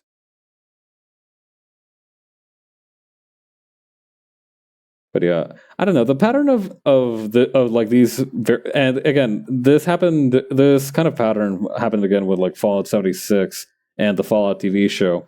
Although thankfully most people are going to Fallout New Vegas, which is objectively a better game. Objectively is a strong word, but I feel comfortable enough to use it in this scenario.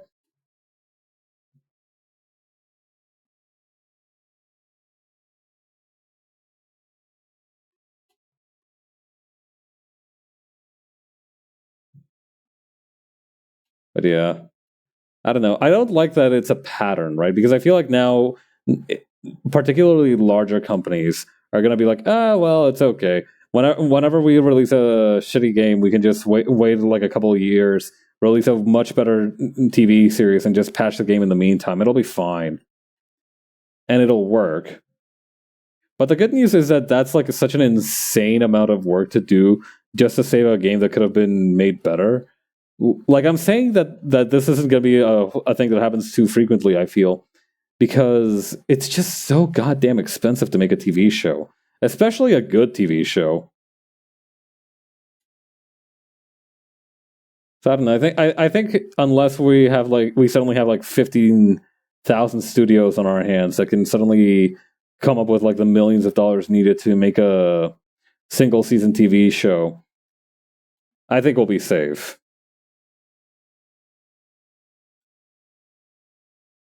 But you never know. You can't be too careful.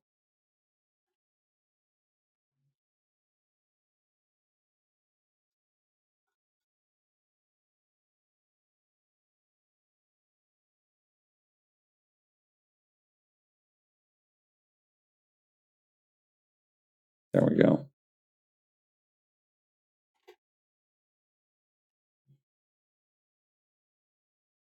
Okay, then now we're going to do the purple bits here. I'm actually thinking about switching up the color of the purple bits a little bit. Maybe lowering their contrast a little. Hang on, there we go. Like just lowering the contrast. Not like that much. Just a little less.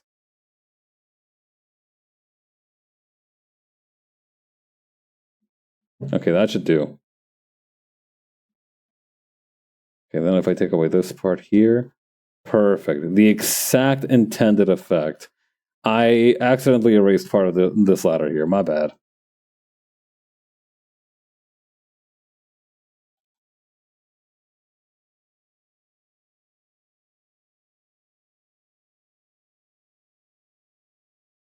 Where's the... Oh, here we go.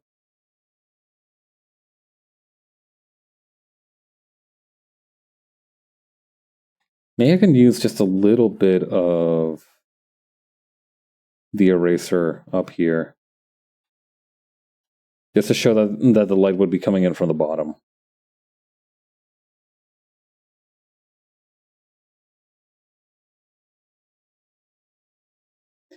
Or actually, it would come in just a little bit, but it would also be blocked off like this. Because of the bottom floor. Let's do the same for this one up top.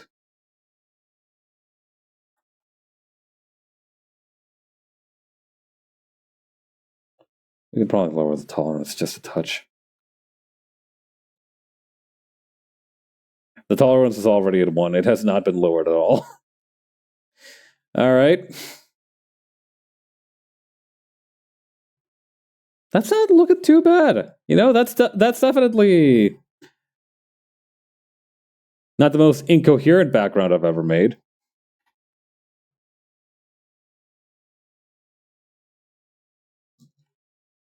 All right, edit, tonal correction, brightness and contrast. Maybe lower the up the brightness, lower the contrast. No. This is a hue, saturation, luminosity kind of problem.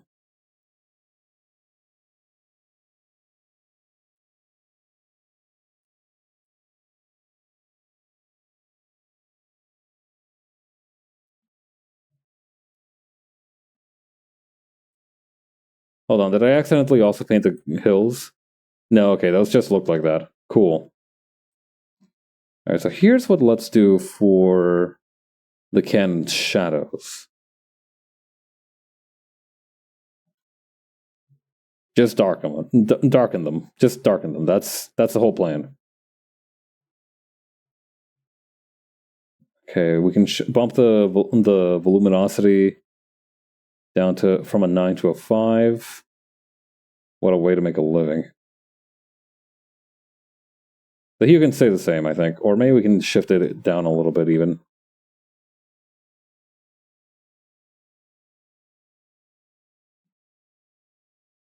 Although I do think what would be a good idea would be to have a...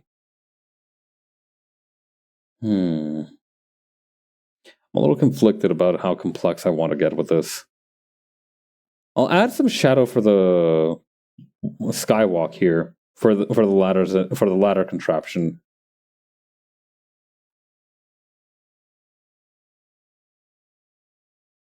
But it would have to be on this layer, I think.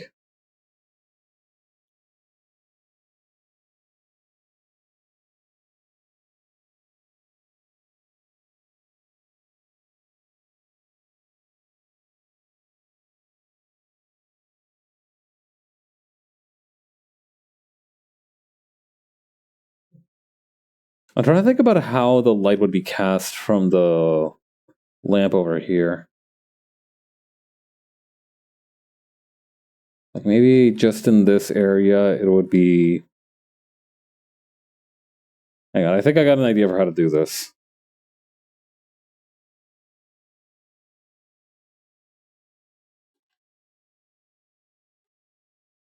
First, let me save my work before all that. All right, then erase, gradient erase.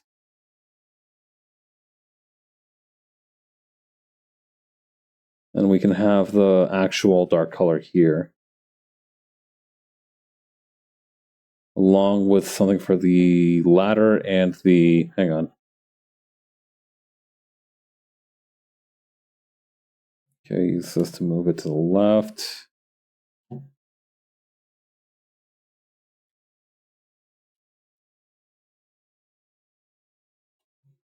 Now, hopefully this won't look too bad. I'm being a little pessimistic, but that's because I don't have confidence in it.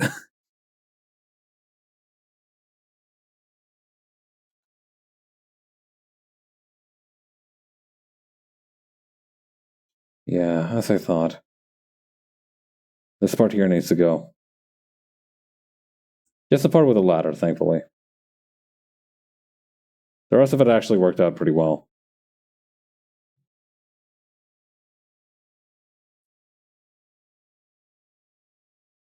Alright, let's try not to overthink it too much more than this. I think maybe the last thing to do is to go back to the hole. And maybe try something different for the grass. No, but then I do need to do a little bit more work on the cannon, I think, because then the cannon doesn't look menacing enough if it's not like arcing with electricity just a tiny bit. Okay, let's take care of that now for the time being. How did I do that in the previous page?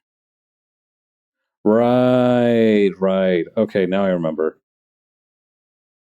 Bright cyan sparks.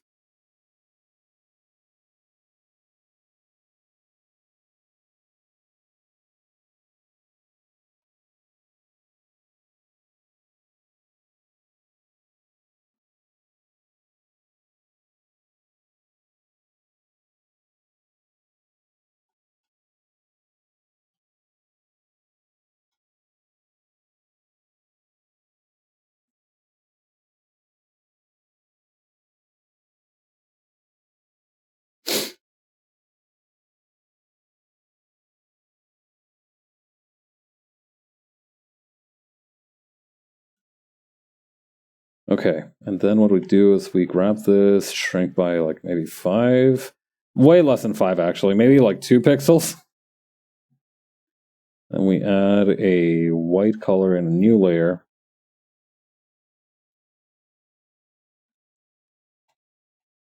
Gaussian blur that shit.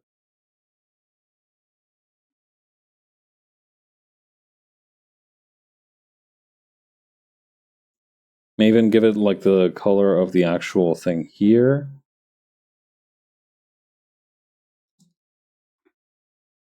Then use the blending layers to the different blending modes to our advantage. Not much we can do with those, actually. That's fine.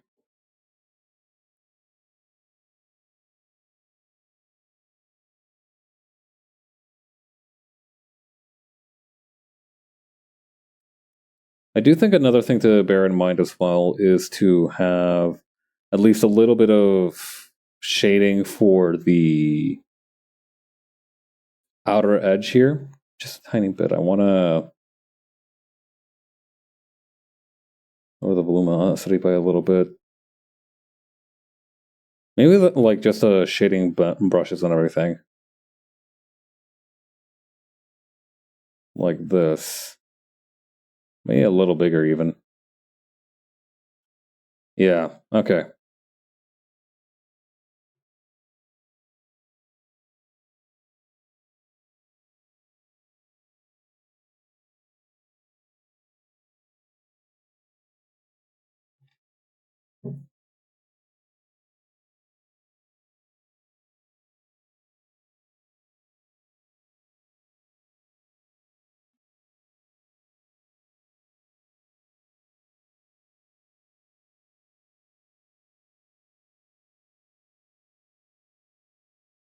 Okay. Wrong. Correct.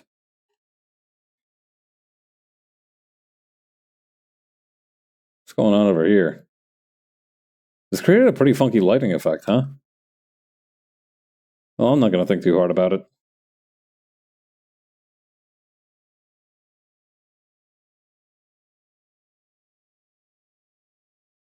Okay. Main thing, I think, is that we need to add just a little bit more detail to the cannon. Not too much, but enough.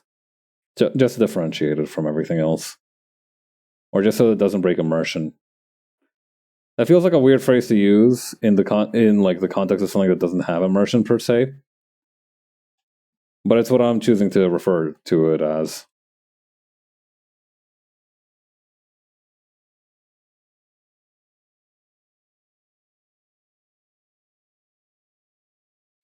Some dude notices that there's like a small amount of shading missing from like one of the layers.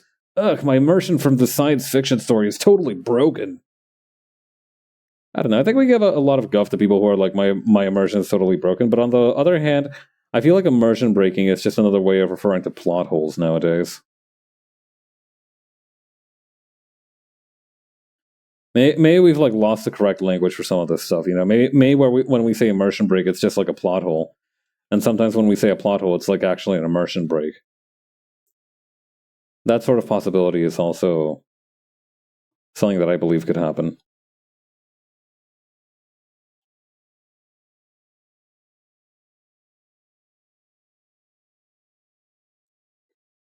It's odd because they're still criticizing the media, and I would normally agree with that criticism. It's just the language is sometimes a little bit challenging to follow. I'm not cut out to be a critic. I feel like when I want to praise something, I can't really find anything specific to praise.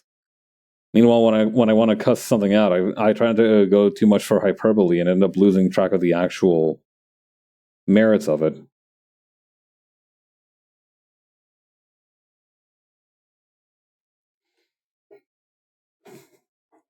Hmm.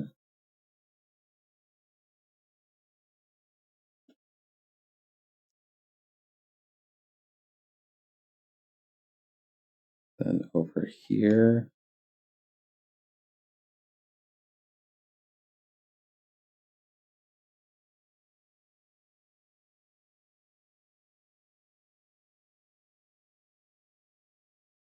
We need to have just a small thing right here. Just perfect.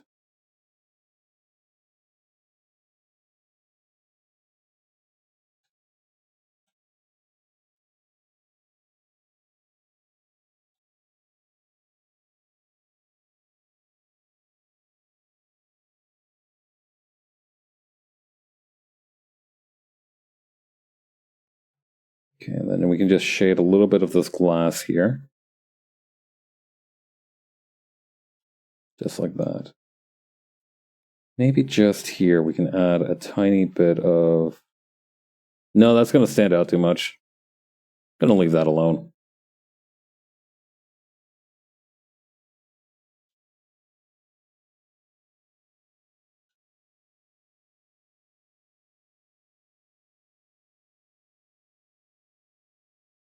Or actually, I kind of want to make it look like the actual machine is glowing a little bit. You know what I mean? I want to make it look a little bit like it's humming with energy. But I don't know how to make that happen. Unless perhaps I fiddle a little bit more with the... Hang on.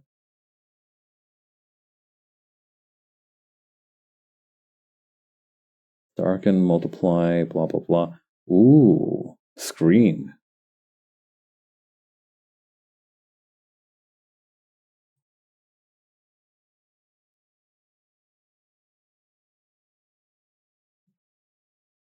All right, so here's what let's do. Filter, blur, Gaussian blur.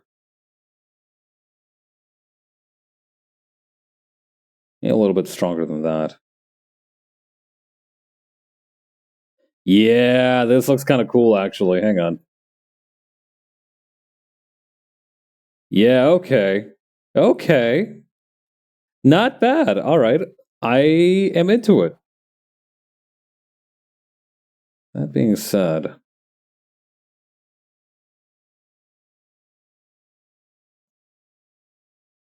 yeah, I'm just going to remove this shading part here. Forget about it.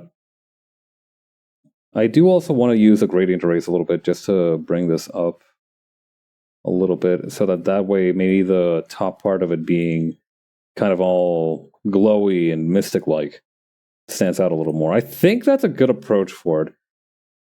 All right, we have fully shaded this panel, so I'm very proud of that. I think that's where we're going to call it here for tonight. I hope it's a little bit easier to shade the one after this. It probably will be because I'll only need to make a few adjustments to the color layers. At least I'm hoping here that I'm not jinxing myself. I do also need to remember to do something with the sky here. Maybe I can. Could I even like grab? No, that wouldn't work. All right, here's what let's do. Right, I spoke too soon. We are not tapping out just yet. We have one more obligation.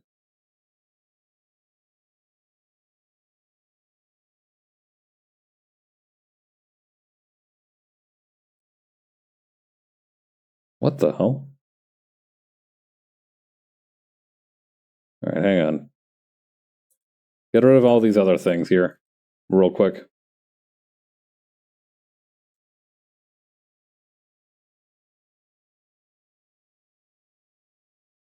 Also, I'm just going to turn this into normal grass. Select color gamut, this one and this one.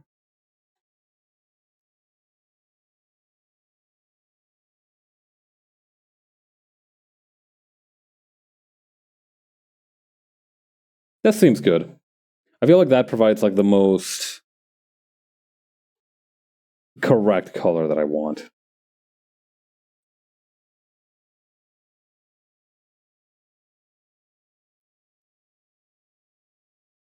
All right, so select color gamut. I'll make it like a dark and stormy sky. I have an idea for how to do that easily. Okay, we really don't need page 3 anymore, I don't think.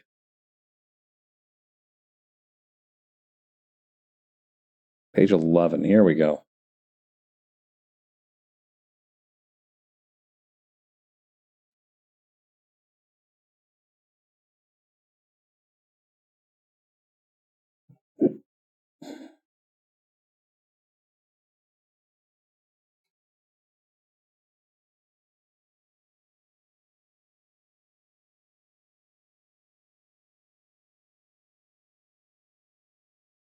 We need to increase the tolerance here.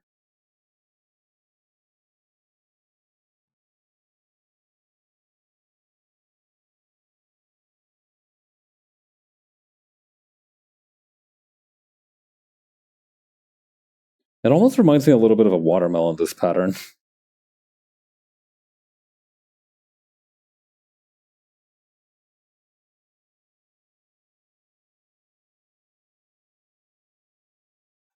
Whoops!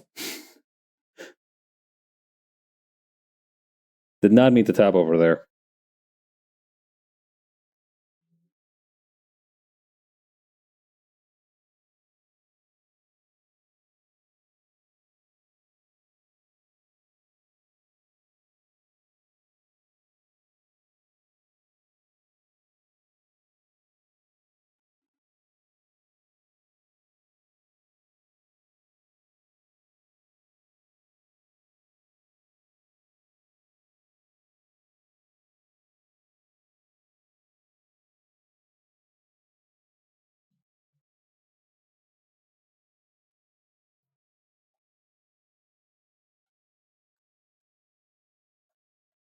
Okay, then right here, I think it's where we deploy.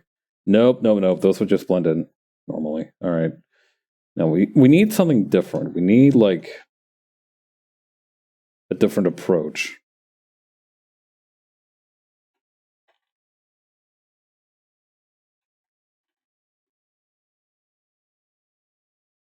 What to do?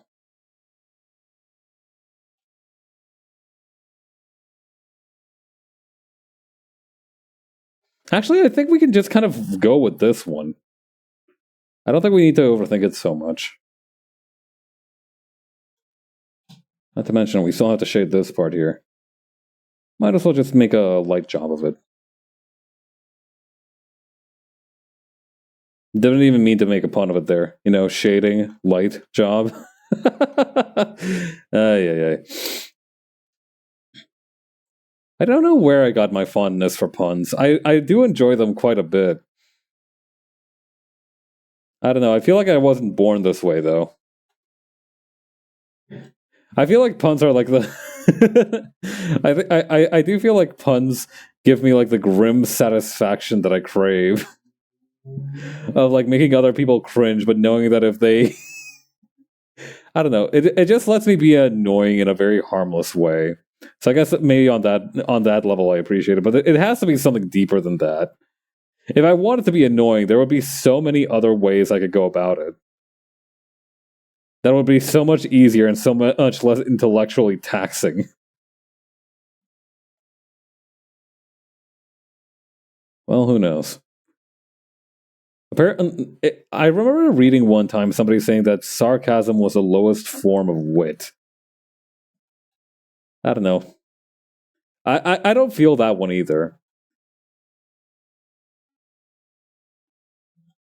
Like sarcasm is definitely not a top contender for like the most difficult form of wit.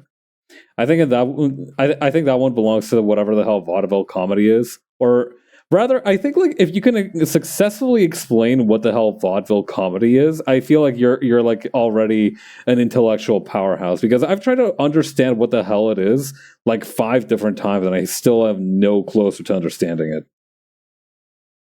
Is it just like a variety show? Is that what that is? That's the closest thing that I can understand of what vaudeville comedy is.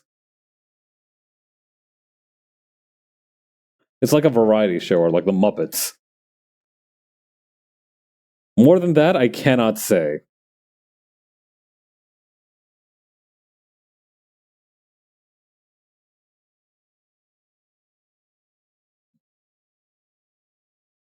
All right.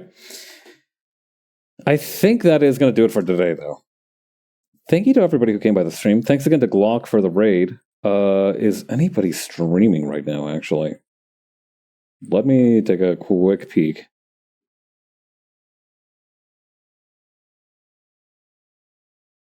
Oh, Corgi is playing Final Fantasy X. All right, well, let's go say hi to Corgi.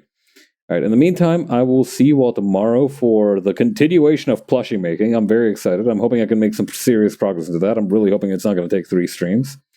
In the meantime, take it easy, have a good weekend, and I will see you all later. Bye.